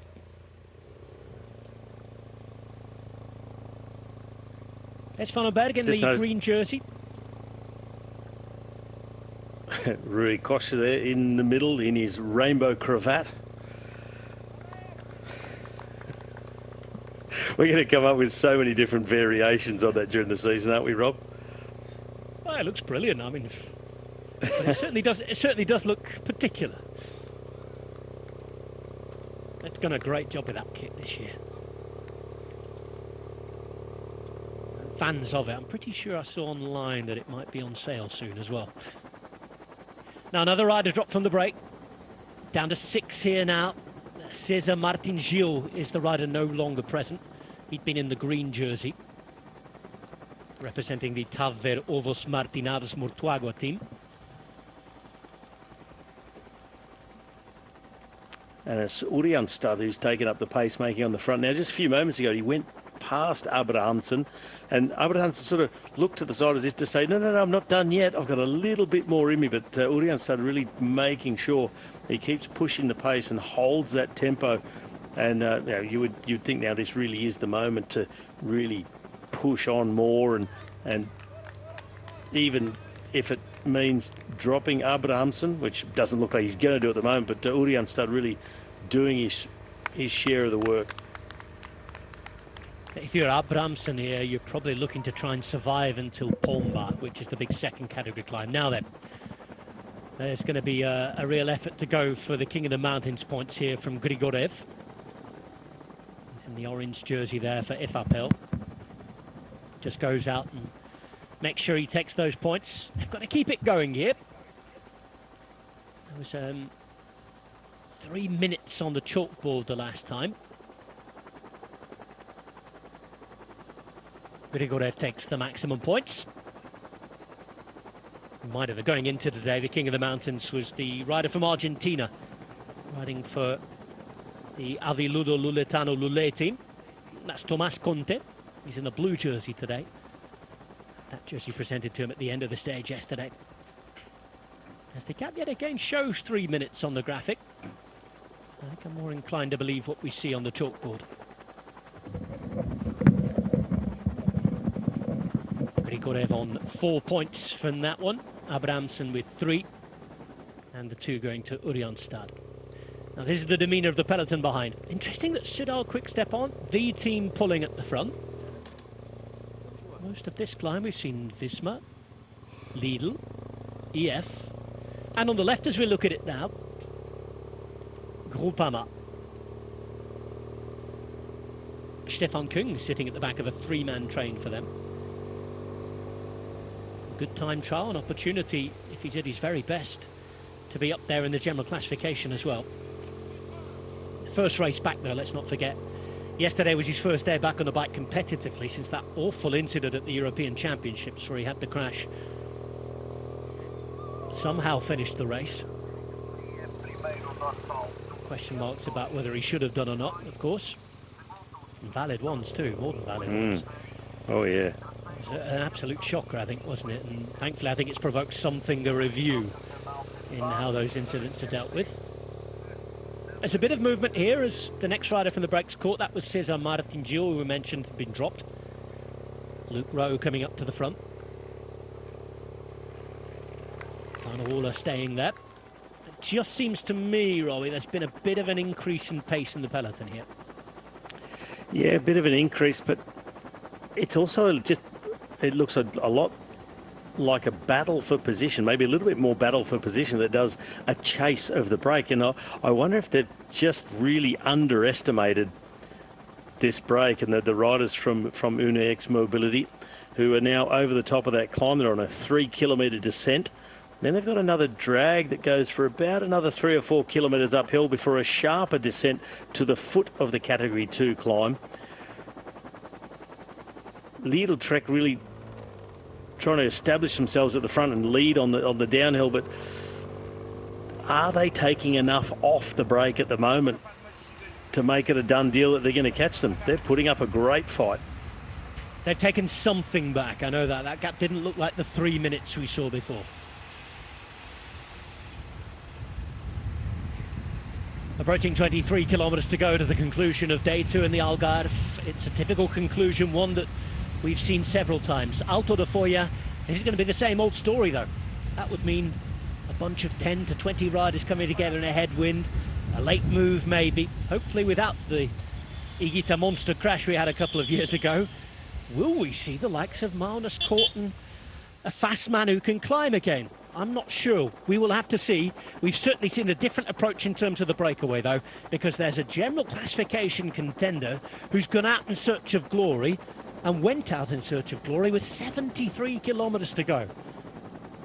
Andreas Leknesund, the former winner of the Arctic Race of Norway, a former wearer of the pink jersey at the Giro d'Italia, now back in his Norwegian and Danish team of Uno X. He's got 2 Norwegian colleagues for company at the front. They're trying to keep this breakaway. Behind Soudal, Quick-Step suddenly returned to the front, and we're starting to see a few well-known names accompany them as well. Danny Martinez was not far away. Remco Evenepoel's moved up with his teammates. The likes of Pidcock are there as well, alongside Geraint Thomas for Ineos Grenadiers. We go back to the front, and it's still Abrahamsen. Alongside him, Ørjan Stad, and then Leknesund wearing 153. Alongside Max Walker with a great ride today. Recently joined Astana's development team. Young British rider. Oliver Rees there, his former teammate at Trinity. Now racing for the Portuguese team in the yellow jersey there. That team being Sabgal Anicolor. And at the back for FAPL, orange jersey on the back of Alexander Grigorev. A couple of cars just shooting past this group. Should they be worried, Robbie? Well, I don't think so. I don't think the peloton's gotten that close and they need to take vehicles out. Maybe it's just VIPs, race organisation cars, just getting themselves up towards the finish now to watch the real fireworks of their stage. I'm just wondering when exactly Leknesund is going to make his move. And now his teammate's still doing a fantastic job. I'm just going to ignore the time gap a little bit for the moment because it's just bouncing around so much. But I think they've really got to get him to the foot of this second category climb, with an average gradient of 8%, steepest section of 16. So we see the peloton wind its way through this really technical section. I think that Leknesund has got to go from there. I mean, he's already gone long range in this breakaway attempt with 73 kilometres to go when he took off with his teammate Abrahamsen. But to try and go for the victory, hold off the peloton, I think he really needs to get his skates on from 17 kilometres to go, the foot of that Cat 2 climb, and just go for it, all or nothing. Well, I think, again, from a spectacle point of view, you have to commend the tactics. And from a spectacle point of view, this looks pretty special as well. The Barranco do Demo and the walkways around it. You see a rope bridge there as well. Not sure you'd get me on that. You were all in until you saw that bridge, weren't you, Rob? I mean, for those of you at home, Rob and I, while we're doing commentary, we have a video call going between ourselves for a bit of non-verbal communication. You should have seen his face when the rope bridge came on. He was all up and about like, oh, this walkway, I'd love to get out along that. Oh, no. And also a no now. Abrahamsen, what a job he's done. Phenomenal. Abrahamsen finally gives way. But there's no giving way at the front. It's a real fight here now. The pace has increased exponentially. Michael Valgren there. Grigorev has now dropped as well. So I get the feeling that both groups have sped up here. Yeah, we've gone into really the next phase here, and I think up ahead it'll be still the rider of Ørjan Stad from Uno X has really gone ahead and pushed the pace now for Leknesund, because behind in the peloton they are really starting to rev their engines. Sepkus having moved up. Milan Fader is there with them as well. Jan Tratnik, Wout van Aert. It's a who's who of superstars on this front row.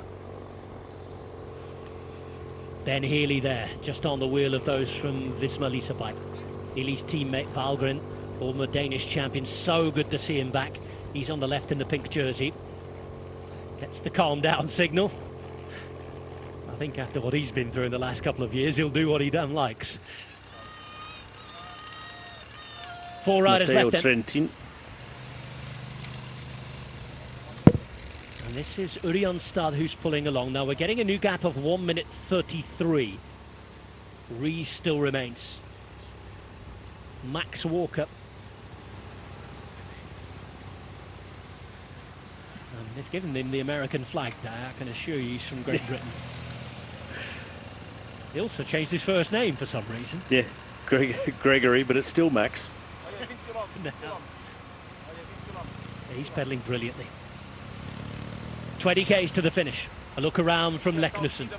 No time to get nervous. It's been an exciting long-range ploy for now.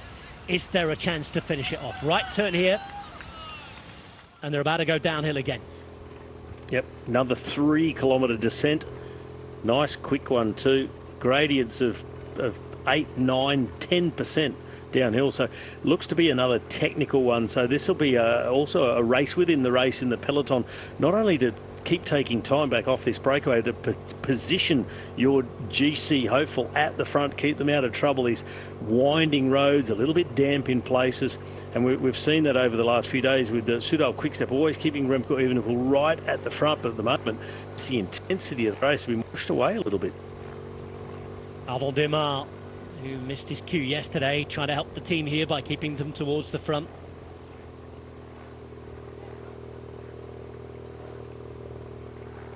Plays up there as well for Arkea BNB Hotels. There's a gap to move in through the centre, and Remco Evenepoel moves through, and he's followed straight away by a couple of riders. Wherever Evenepoel goes, there'll be more to follow. This is getting mightily quick now, and it looks as though they're fighting for that position when we saw the right turn coming onto the descent here. Well, didn't Remco Evenepoel solve that very quickly? He was stuck back behind Lidl Trek in about 20th position, and then in the space of about 15 pedal strokes just rode his way right through the centre and up into third wheel. And that right turn coming up now is Mattia Cattaneo, who made the space for Remco Evenepoel, who followed it, and they win that fight for that position. It's a really tight turn. You can just see everybody flying it around it though for now. And we're inside the final 20 kilometres. 2 big climbs to come. Pomba, they've got the intermediate sprint at 7.2 k's from the finish. Important for bonus seconds. Riders who've done their jobs for their team include Matteo Trentin, who will now enjoy the scenery on his way in.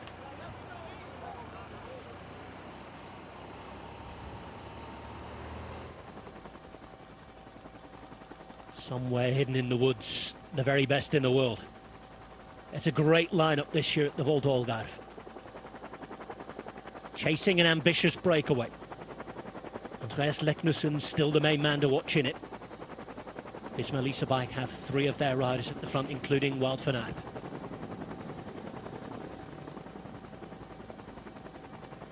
We talked about Cattaneo and how important he's become for Soudal Quickstep, and Remco Evenepoel, another illustration of that towards the top there. He's the man leading them down here.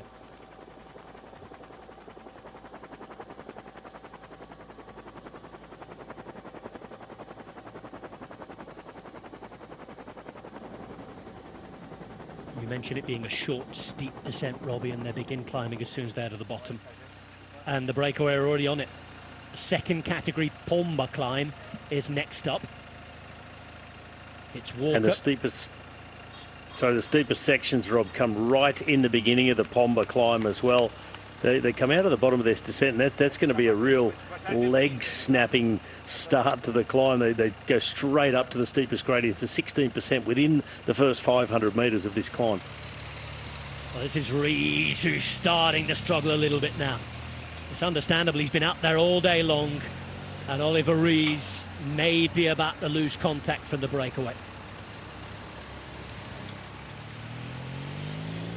One by one, they're losing the wheel. And we're waiting for Leknessund to make his move.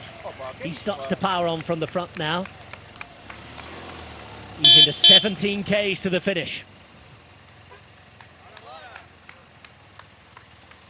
The frighteningly steep gradients at the start of the penultimate climb of the day, the second category Pomba. It's an Algarve staple, but this time it comes closer to the finish. After that, we go to Monchique for the intermediate sprint and the bonus seconds. 6, 4 and 2 available for the first 3 across the line. And the same story at the finish with 10, 6 and 4. What kind of finish is it going to be? The brakes still have their opportunity. Those behind, though, are getting far more serious about their work now, Robbie McEwen. Well, they are. Remco Evenepoel already up into second wheel behind his teammate. We saw this last week in the Figueira Champions Classic. They just took it from the front every step of the way, even when they would sort of seem to be running out of teammates. That's when Remco said, that's okay, I'll solve the rest of this on my own. When it looked like he was going to be left to his own devices, he said, I'll leave myself completely alone off the front, and he raced away. Happening at the front is the same. And Andreas Leknesund launches. Urian Stad, who's been in the breakaway, helping him all day. Max Walker, who tries to follow. Kudos for him for such a hearty ride today. But it's full of courage from Leknesund. It was when he went from the peloton at 73 k's to go. And the question is, he's walked the walk. After talking plenty of talk to our interviewer at the start of the day, is he going to be the cock of the walk at the end of the day? We will see. James Knox now got himself there to the front for Remco Evenepoel. So Knox there in second wheel. This is really reminiscent of a week ago at the Figueira race. Wout van Aert still right there at the front, and Sepp Kuss looking really comfortable. Thought he may have been having an easy start to the season. Not so. Sepp Kuss said, I'll just continue on where I left off at the Vuelta. Yeah, no race since that last day at the Vuelta until the weekend. He looked pretty good in the one-day races in Spain. He's now over the border of Portugal. And there's a bit of a select group developing already here. James Knox has come to the front for Soudal Quick-Step to help out. Looking around to see if Mikel Landa's there. Looks as though he's sitting on the wheel, actually, of Remco Evenepoel now. That's his style. And this is Andreas Leknesund.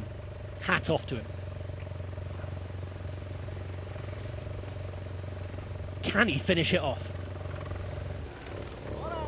Well, hat off also to Max Walker. After being out in the break all day long, he's only given up some 12, 15 seconds or something to Leknesund at the moment, who's the much fresher man, despite also going long range from 73k to go. But he's had his teammates do a lot of the work for him. So Max Walker, he's acquitting himself really well on this climb.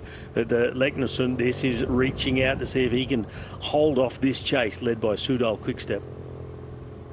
And just there we go, Isaac Del Toro coming towards the front. Looks like he's moving up. Morgado not far away. It's a decent sized group again as they've got themselves back together. Ben Healy was there, the man who's wearing the Irish champions jersey. Sits in about 10th wheel. 2 Ineos Grenadiers are up there. Mark Hirschi also in about 15th place. And looking further down to see Theo Gegenhardt. He's around halfway down the group.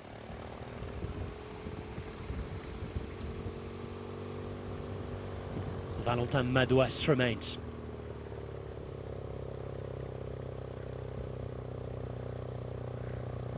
Thymen Arensman. Wearing the red stroke orange jersey. The new fade, isn't it, for the Ineos Grenadiers this year?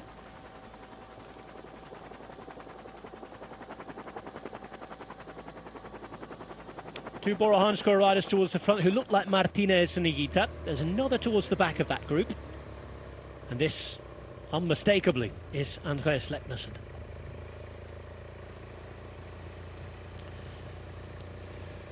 Now through the middle of this climb, gradients of around 6%, a fairly steady, constant climb through the middle. But towards the top of the climb, the last kilometre and a bit, gradients of over 12%, so it really kicks up hard again. Leknesund is a good all-rounder. When he came on the scene before he left for DSM, he was a big talent, promised talent, wasn't he? He'd already become the national champion in the time trial as a teenager, if I remember rightly. And I know that a lot of teams looking to sign him. He's since just won the one stage race, but he can do a bit of everything. We saw at the Giro he can certainly climb. And having won the Arctic race, he's got that bit of GC promise about him.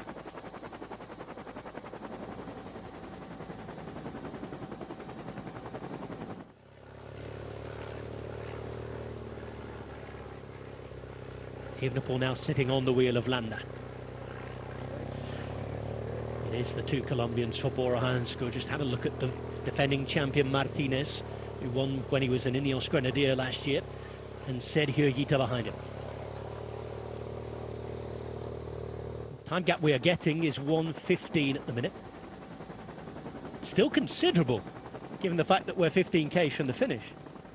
Still considerable, but you've also got to consider that after the top of this climb, it's 6 kilometres to the foot of the final climb, and how many men that Remco Evenepoel still has in front of him to lead the chase behind Leknesund. I'm going to say now that he's going to get caught, but I love it when I'm wrong in a situation like this. A Norwegian at the front. We just saw one of the Visma Lisa bike riders there, promising young Norwegian, 20 years of age, Per Strand Hagenes. He's been dropped after having done his work. A couple of other riders alongside him, including Vitor Braat. This is Marijn van den Berg. Rendezvous for him tomorrow at the finish. Another sprint effort, perhaps. Caught from the break is Oliver Rees. Take a rain check on the gap, but you can see for yourselves what he's giving. I'm not going to announce it because I'm not sure again how trustworthy it is. But certainly what we do know is that Leknesund is out in front. And he has a decent gap to say that there are just over 14 kilometres to the finish. As you said, Robbie, terrain that's going to favour this group coming up.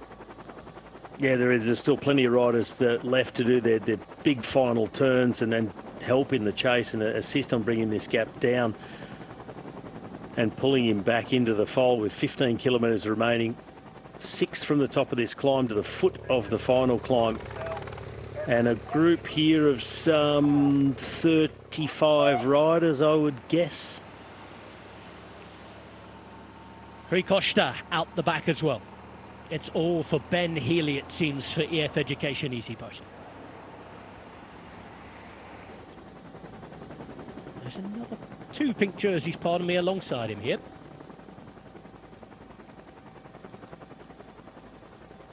Imagine that one of them will be Miguel Honoré. UAE amassing their riders. James Shaw. Well, we know he can climb. Let's see if we can get a closer. Let's see if we can see Leknesund. We are seeing, I think that was Walker further up. And this is the leader.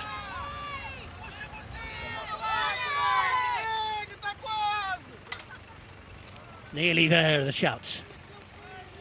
These are the steep gradients you talked about. A look around.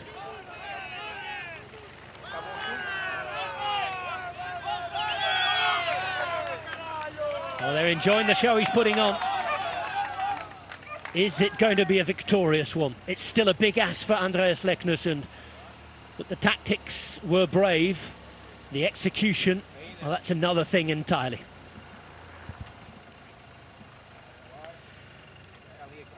Well, I always say, Rob, I really like how Uno X Mobility always go out with a plan, and they do execute the plan. They go out, they do it right, they're tactically astute. This might be overly audacious, it might prove to be by the end of the day, but they've had a go at trying to win the race. And you know, when you've got the likes of Remco Evenepoel and seeing what he did just a few days ago in the Figueira Classic, then you've got to go and do something like this if you hope to beat him. With the climb that presents at the end, the time trial coming up as well, you've got to go out on a limb, see if you can pull it off. I'm going to guess it around 1 minute now, given where they are compared to where they were. They're about to catch Ørjan. By the way, you talked about the plan they put together. Their sports director knows what he's doing, Robbie. Kurt Ole Arvesen was the world under-23 champion when he began his career. He went on to win stages at the Tour and the Giro, his national championship 5 times, and he was the winner in Adelbecker as well, the Edri Press. 20 career wins in total. The team he's leading is about to see the second of the 3 men he got in the breakaway caught. We just saw Madouas being dropped. It doesn't look like his day, despite the positive nature of the interview we heard when he was talking to Antoine Plouvin earlier on today. This is all that's left of the peloton. And they're chasing 2 men left in front, Max Walker and Andreas Leknesund, as Martin Ørjan Stadbucher has now been caught.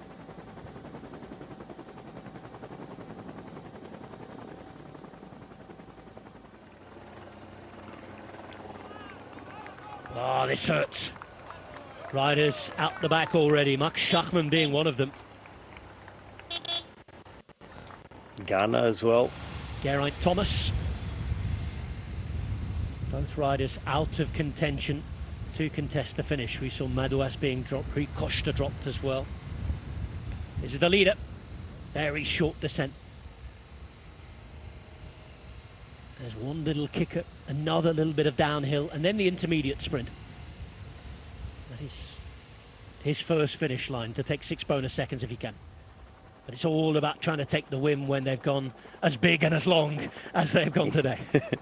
Yeah, unfortunately for Leknesund, it's only a 2-kilometre descent after this climb, then it just drags up again for about another kilometre or so at gradients of 2, 3, 4, 5%. So it's a proper drag. That another short descent of a kilometre before he hit the foot of the final climb. 7.2 kilometres, average gradient of 6%.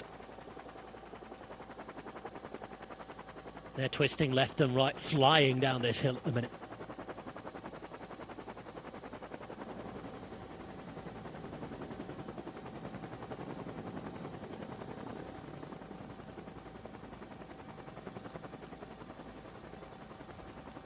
Huge difference to yesterday's, and there's hardly been a straight road at all today. No, when I looked at the stage map, and it even made me raise my eyebrows at how twisty the roads are around this part of the Algarve. And as I said earlier, a beautiful place to ride your bike if you're riding at just relaxing speeds. But racing, you really need to be switched on roads like this. 45 seconds was the last gap we got. Looking up the road. Well, Leknesund is just in the top left-hand corner of your picture. Moved out of it. Still Max Walker to catch, we think, as well. Haven't seen him being caught. Uriel Stomp is the first of the 3 remaining riders to be caught.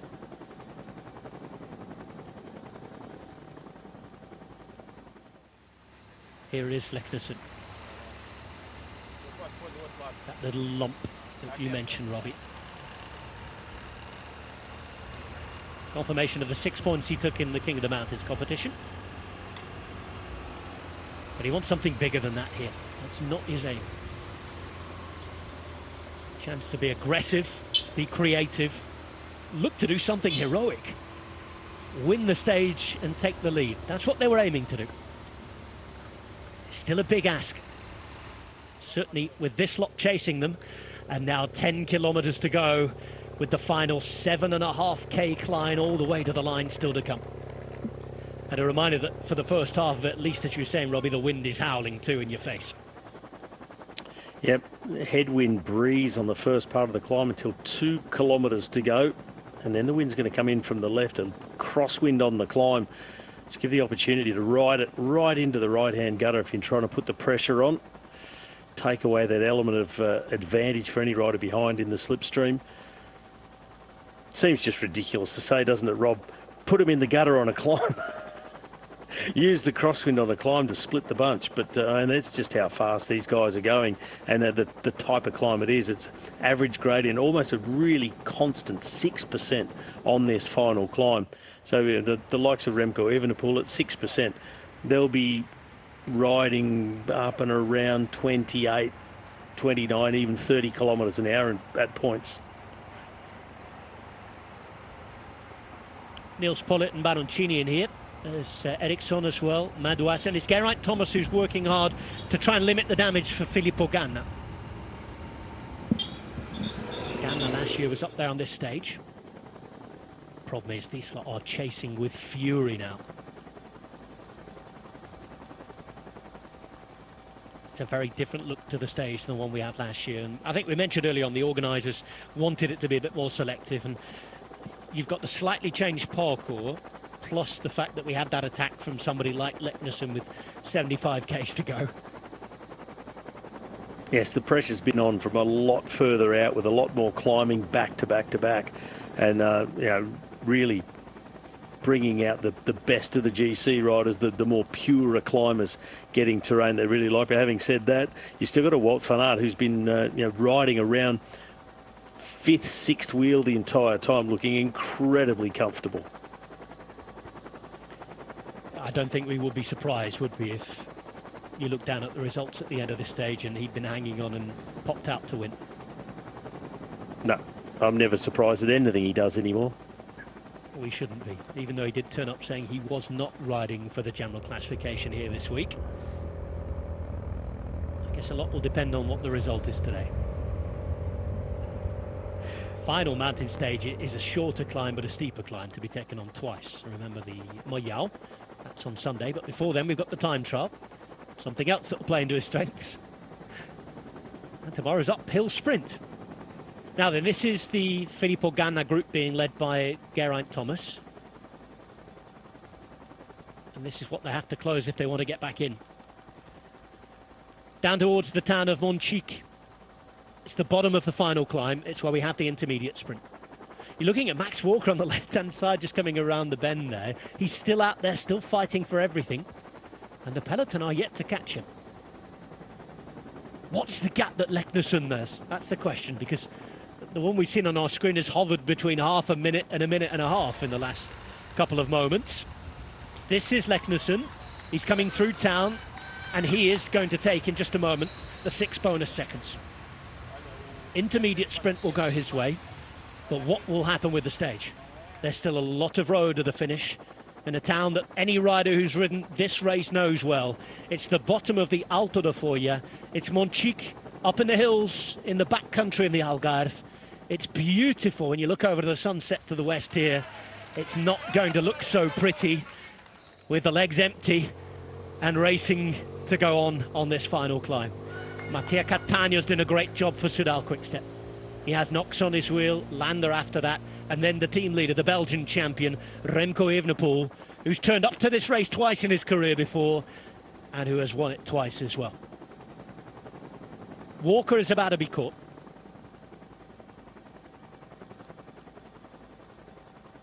To me, this looks like less than a minute of a gap. Yes.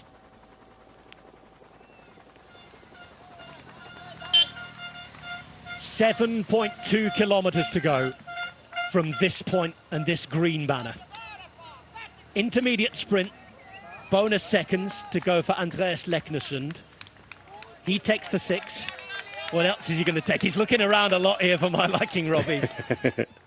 I think he can just feel them coming when the rush has really started behind. Wout van Aert now pushing to the front, so bonus seconds. Yep, he's going to steal a few. I'm not riding for GC, but bonus seconds, yes please. And I assume that Walker was caught on that little uphill, so 4 bonus seconds go to Wout van Aert. No attempt from Remco Evenepoel to take any. And the other bonus seconds looked like they went there to James Knox. He's taken 2. So Wout van Aert taking 4 bonus seconds and just stealthily advancing in the general classification.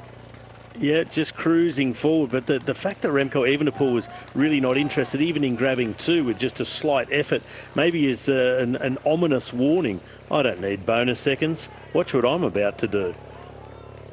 We will watch. We're ready. I'm just looking down. I can't see Max Walker, so I assume, and there we go. There's the graphic that confirms it. Wout van Aert in 2nd place, James Knox 3rd, and Andreas Leknesund, for all of creative planning and brave tactics, it's not going to end in glory today. No, it's not. It was a brave move, audacious, maybe wishful thinking a little bit going from that far, but it was great to watch Uno X Mobility have a crack at it from so far out. And although this is a beautiful race in a beautiful region, it is out to be ugly for riders. But therein lies the beauty for us. Mattia Cattanèo's done his job. Just keep an eye on the back as well, because Stefan Kung is perilously close to the back. 3 riders from UAE are very close to the back as well.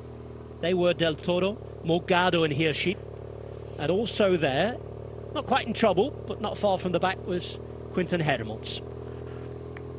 Just spotted Tom Pidcock for the first time in a long time, just up and out of the saddle, riding in around 8th wheel or so, just popping his head out to the side. Well, Leknesund still out in front, but he's just something for James Knox to chase at the minute. Knox, who has Lander on his wheel. And then Evenepoel.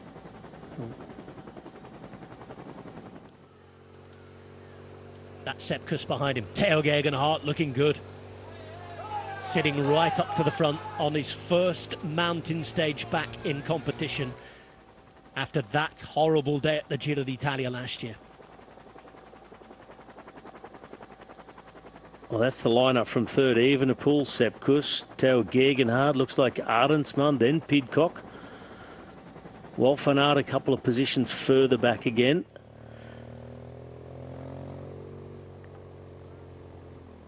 That's going to be that for Andreas Leknesson.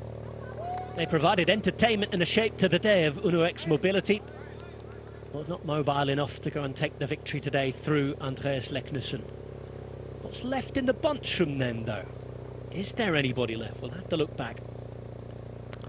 I did see an Uno X jersey on the approach to the climb. I'm pretty sure I spotted Magnus Kort still in the group a couple of kilometres ago, but now things are getting serious. And if he is in the group, he's a long way back. Yeah, 2 of those orange helmets are still towards the back for Uno X Mobility. Arensman is the other man alongside Pidcock. And again, just so refreshing, so brilliant to see Gegenhardt racing at the front. He's a man who's got a quick finish to the line as well. Remember, mountain top sprint in Valencia that was won by him this time last year, and he's done the same in the Tour of the Alps in the past. Battistella there, Mando watch as well for Astana. Magnus Kort does remain in the group towards the back. Morgado was still there towards the back of the group as well from UAE. Isaac Del Toro a lot further forward. Higuita and Dani Martinez being piloted forward for Bora Hansgrohe. Was Bob Jungels who was guiding them. Magnus Sheffield just on the back there, trying to hang on in the Best Young Riders jersey. A rider from the Ineos Grenadiers as Leknesson just slipped and slid all the way to the back of a line of riders now, and it is just that, a long line, single file riders with the pace being put on by James Knox. 5.5 kilometres to the conclusion of the stage, and this is always a fast climb. Look at some of that body language in the middle of that group, Rob. Third wheel, Remco Evenepoel looking just so incredibly comfortable. You go about 10 or 12 positions further back than that, and they are just folding themselves up, just trying to hang in the wheels. I saw the likes of Martinez and Higuita both sort of just almost chewing on the head stem trying to stay there. Tratnik still in front of Wout van Aert. It's looking a little more grim the further up you go. The images we've had from the line earlier on today were those of pretty windy, blustery conditions, misty as well. I dearly hope we're about to see what we're going to see unfold. That's Quinten Hermans going backwards. This is Leknesson as well. Just behind him is Marcus Hulgaard. And you're starting to see more victims of that pace being put on the front. Struggling to hold the wheel is Sheffield. 45 there is James Shaw of EF Education Easy Post. They still have Ben Healy in this group. Bob Jungels looking good for Bora Hansgrohe. He sits in front of both Higuita and Martinez. Former winner of Liège, Bastogne-Liège stages in Grand Tours. I'm really curious to see now how they're going to use Mirko Landa in front of Remco Evenepoel. If this is just going to be control things or really just try and set up for a big attack from the Belgian champion. There's the winner last year, Magnus Kort. Now wearing a different jersey. Sitting on the wheel of Antonio Morgado, the young star from Portugal. Just in front of him is Isaac Del Toro. But they've got to look up quite a long way to see the front. And I'm wondering about Landa as well, as we're approaching 4Ks to go. It's not the classic Landa type climb, this, is it? Not that steep. Interesting to see what he can do for Evenepoel. If he can really go to his maximum, get everybody in the red, and that's where Evenepoel finds himself with just a few percent to spare. But you can see the gradients are not steep, and there really is the element of slipstreaming. Just 4 kilometres to go. 4K to go, and Battistella's fighting to hang on. Milan Vada has been distanced for Visma Lease bike. It's been interesting to see how he would go this week after he won the Tour of Guangxi and he was going well down under. Sepkus, by the way, just pulled away from that line and he's gone to join his other two teammates who had been sat a few bodies behind him. Gegenhardt still on the wheel of Remco Evenepoel. Behind him, Arendsman and Pidcock. Approaching 3.5 kilometres to go as we approach the Alto de Foya. Most of this is headwind until we get a little closer to the finish when it will be blowing across the road, Robbie.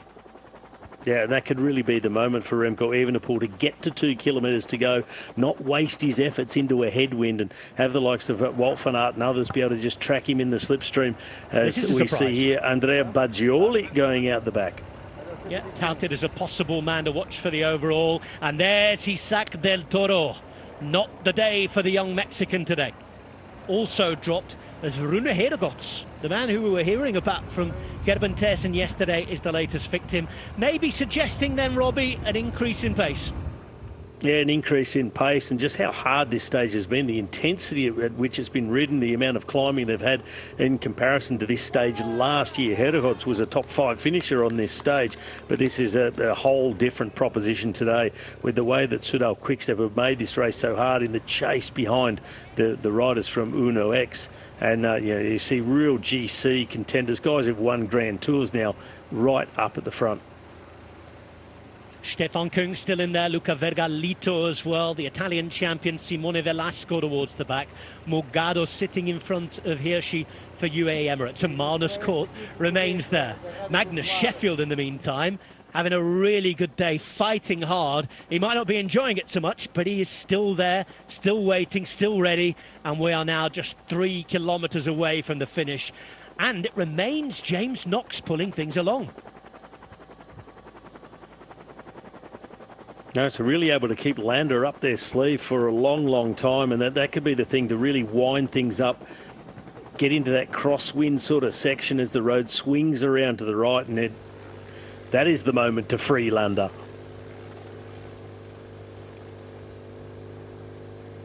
Well, they were asking for it a long time ago. Maybe today's finally the day. It's not the day, though, for Mark Hirschi. Mark Hirschi also dropped, again suggesting that it's been a hard day. Again, maybe showing us how high the pace is. It's always difficult to judge on the telly, isn't it? That is Luca Vergallito, the Italian climber, the man whose self-styled nickname is Il Bandito. Well, no fighting for the win today for him. And Sheffield again, despite just hanging off the back, is still hanging on. That's Edu Prades, the experienced Catalan finisher.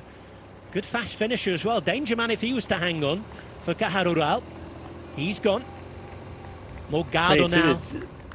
It doesn't seem to be a lot happening at the front. There's nothing really changing at the front, but the back door is wide open at the back of this group. Riders disappearing one by one in quick order. A race of attrition as now Theo Gegenhardt zips up and gets ready for action. 147 still there for Tudor Pro Cycling is the young Swiss Yanis Voisal. He's had some really good under-23 results. He's a quality bike rider. 1, 2, 3 remaining there is Jan Christen, another young Swiss for UAE. It's Morgado, the other rider who remains. Honoré hanging on in the pink as well. Yeah, Velasco just in front of him. We wait. Such a different picture at the front. You just see the level of effort at the back. Riders just getting loose and getting ragged. Well, here at the front is like clockwork.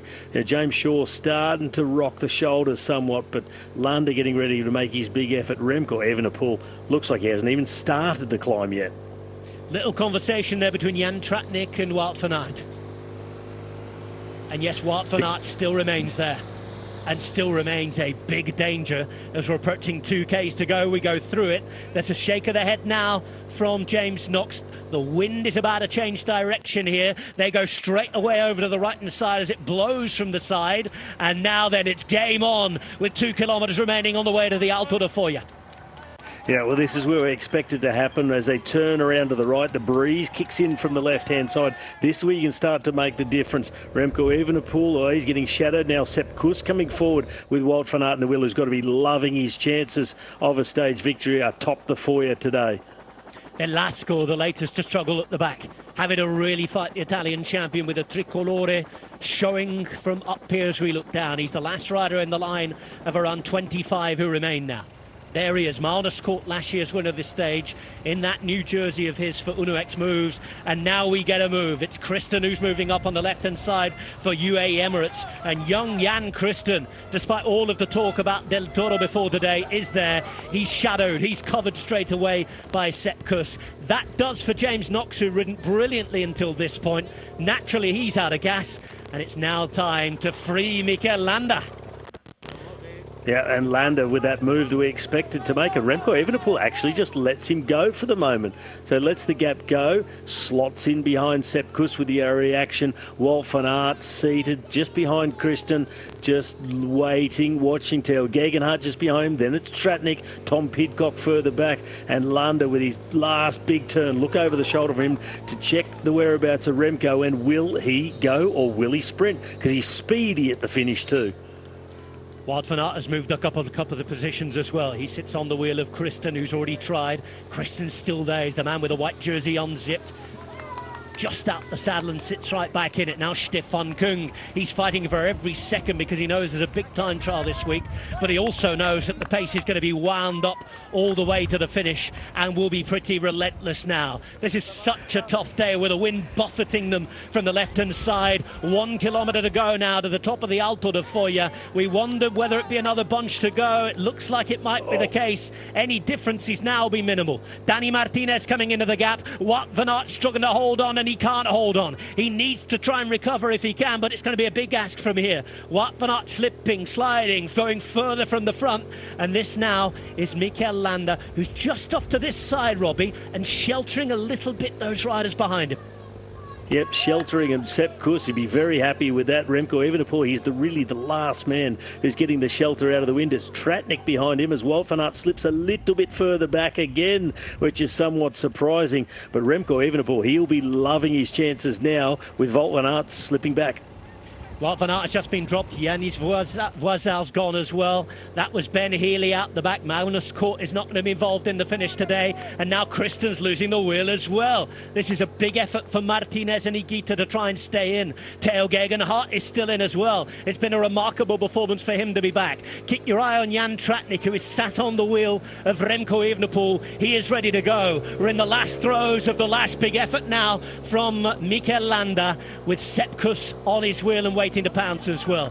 This is an opportunity for a very rare sight at the top of the mountain, but one that this climb gives us each year. It's going to be a small bunch sprint among some of the best GC guys in the world. We're already well in for the final 500 metres. For the leading group, it's going to be 300 here. We're about to go to the front, and look, it's time to make the move, and make the move now if you want to win. It's Landa going all the way, and now it's going to be Evenepoel through the centre. Remco Evenepoel having a real go, but there's going to be a reaction from Martinez. Behind that, trying to do the same. It's Kuss who can't react. It's Evenepoel on the left as we look at it. It's Martinez as we look at it on the right-hand side, and Bora Hansgrohe going to go for this one.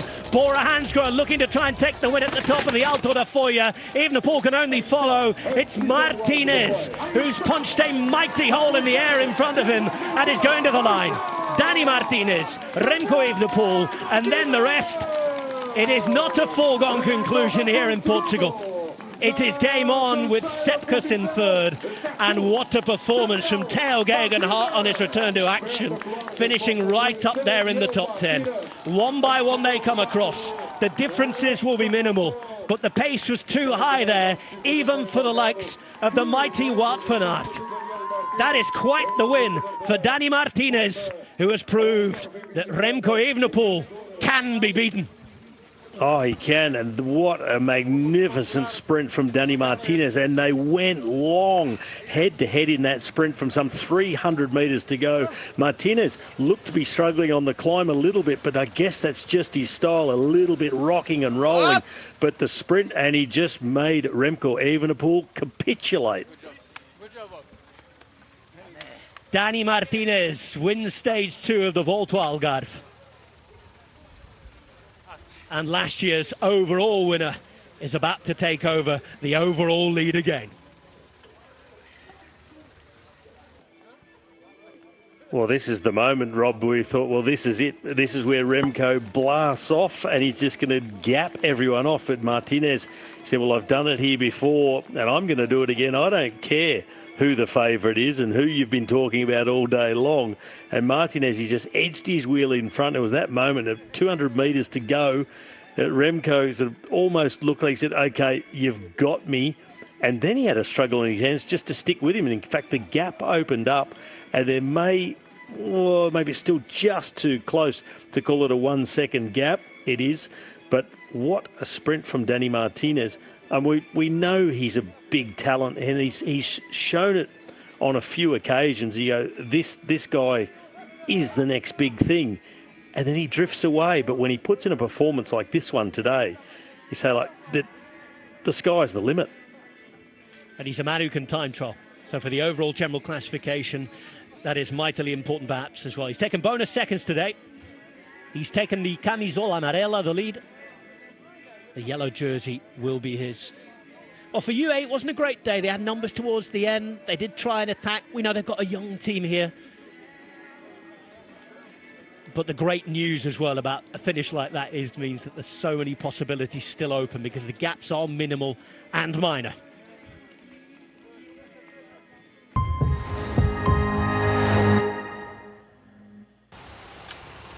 This is how it started when we started watching. There had been 8 in the breakaway. One had to abandon, the shape of poor old Gonçalo Amado, keeping in the break for a second successive day. Soudal Quick-Step were controlling. And then 73 k's to go. There was an attack from behind. Leknesson with Abramson. And an attempt to join their teammate in the break. That teammate being Urion Stud.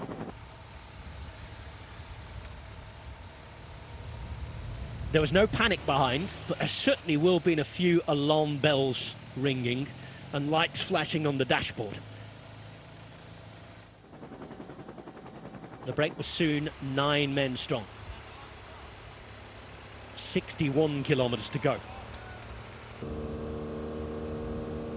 That soon became 7. Strugglers and stragglers off the back into the final 35k in the hill zone. Penultimate climb of the day. Leknesson going it alone, dropping the last remaining survivor Max Walker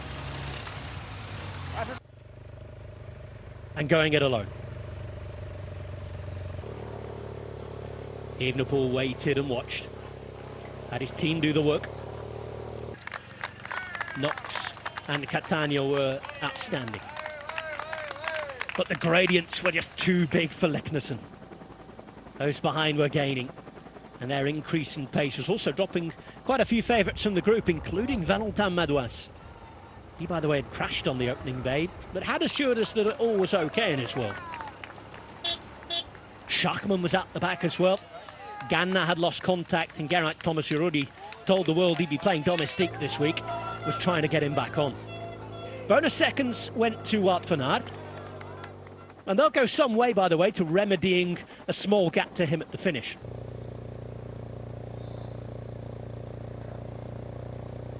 And the final climb, we wondered if it'd be different today.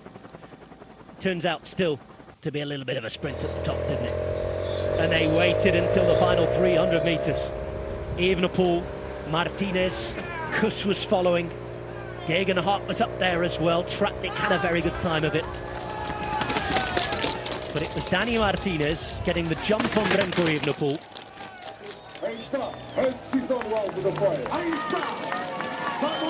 And Dani Martinez, who never even had Evenepoel on his wheel again. Third place going to Sepp Kuss, who's still looking so good at the start of this year. Then Higuita and Jan Tratnik as well. Pidcock, Gegenhardt, Arensman, Landa and Scaroni as well after that. And Landa's still top 10 after the effort, the extended lead out of more than a kilometre and a half. That is really impressive by Landa.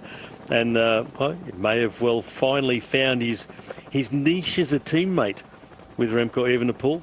Despite Evenepoel not winning the stage, he's now at 4 seconds behind new leader Martinez in the overall. Sepp Kuss in third. What a performance from Kuss after such a long and arduous season last year. Yeah, but Danny Martinez, you know what, Rob? Take away the National Time Trial Championship that Martinez won a couple of weeks ago. On the road, internationally, it's almost 1 year to the day since his last win in this race, in this place. And now in new colours. They will be happily impressed. I think there'll be a certain Mr. Roglic sitting at home watching this and smiling.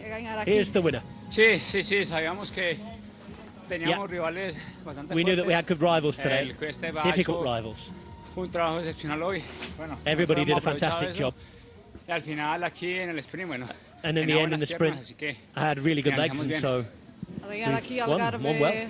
Año pasado, este año, ¿quieres nueva victoria? Sí, vine con la mentalidad de hacerlo muy bien acá. I came with the mentality that I wanted to do well here. Los rivales y el nivel que hay en esta carrera son bastante altos. The riders who are here have a really good level. Hoy era un día importante. Today was an important day. Bien, y bueno, ya we got it through it well, and we'll be ready for the next year. ¿Tu equipo está preparado para te ayudar? Sí, realmente. Yeah, my team's ready to help me. Bueno, lastimosamente ayer se ha caído Marco, un compañero. Marco fell yesterday, teammate. Hoy ha abandonado Alex, pero bueno, yo creo que Alex abandoned, Alex Hayek. A colaborar al 100%. But I think we're all going to work together 100%. That's something we didn't get wind of, Alex Hayek having to abandon today, but they've still got 5 extra riders plus the leader, Danny Martinez, and crucially, Sergio Higuita was up there as well in the GC. But knowing how well Martinez time trials and how important the time trial is in this race, you imagine it's all on him now to try and defend that time. Yes, absolutely, it will be in the time trial. In this race last year, he was 4th in the time trial, but behind 3 absolute specialists, Stefan Kung, Remy Cavagna and Filippo Ganna. So Martinez, he can obviously defend himself extremely well in the time trial. But he's got the world time trial champion in Remco Evenepoel to defend himself against not only the TT, but the final stage mounted up finish on the Mahal.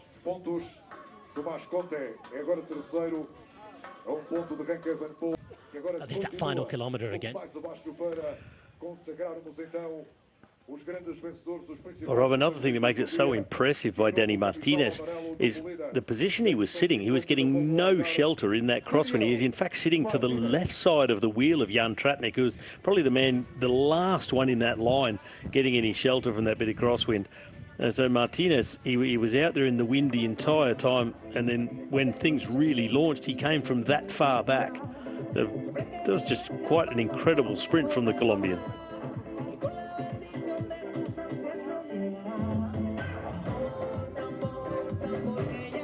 With his time trialling abilities, keep your eye on Jan Tratnik as well this week. We'll be looking for a good performance. Gives Melissa Bike opportunities to try and get at least 3 riders up there in the top 10, with Wout van Aert, who just lost contact here. Only just. I mean, it was really nearly playing into his hands. It just went so very hard in the last 2 kilometres. It just proved to be a tiny bit too much, but it so close for Wout van Aert. And well, we talk about the time trial, another potential winner of that TT. Time trial that's possibly going to have the best lineup out of any time trial you will see until the Olympic Games, in terms of all the stars being there. By nature of the fact that not all the stars are going to be at the Tour de France at the same time this year. Danny Martinez taking victory today on the Alto de Foya. The Belgian flags were flying, but it was the Colombian national time trial champion that was flying higher and faster. He certainly was.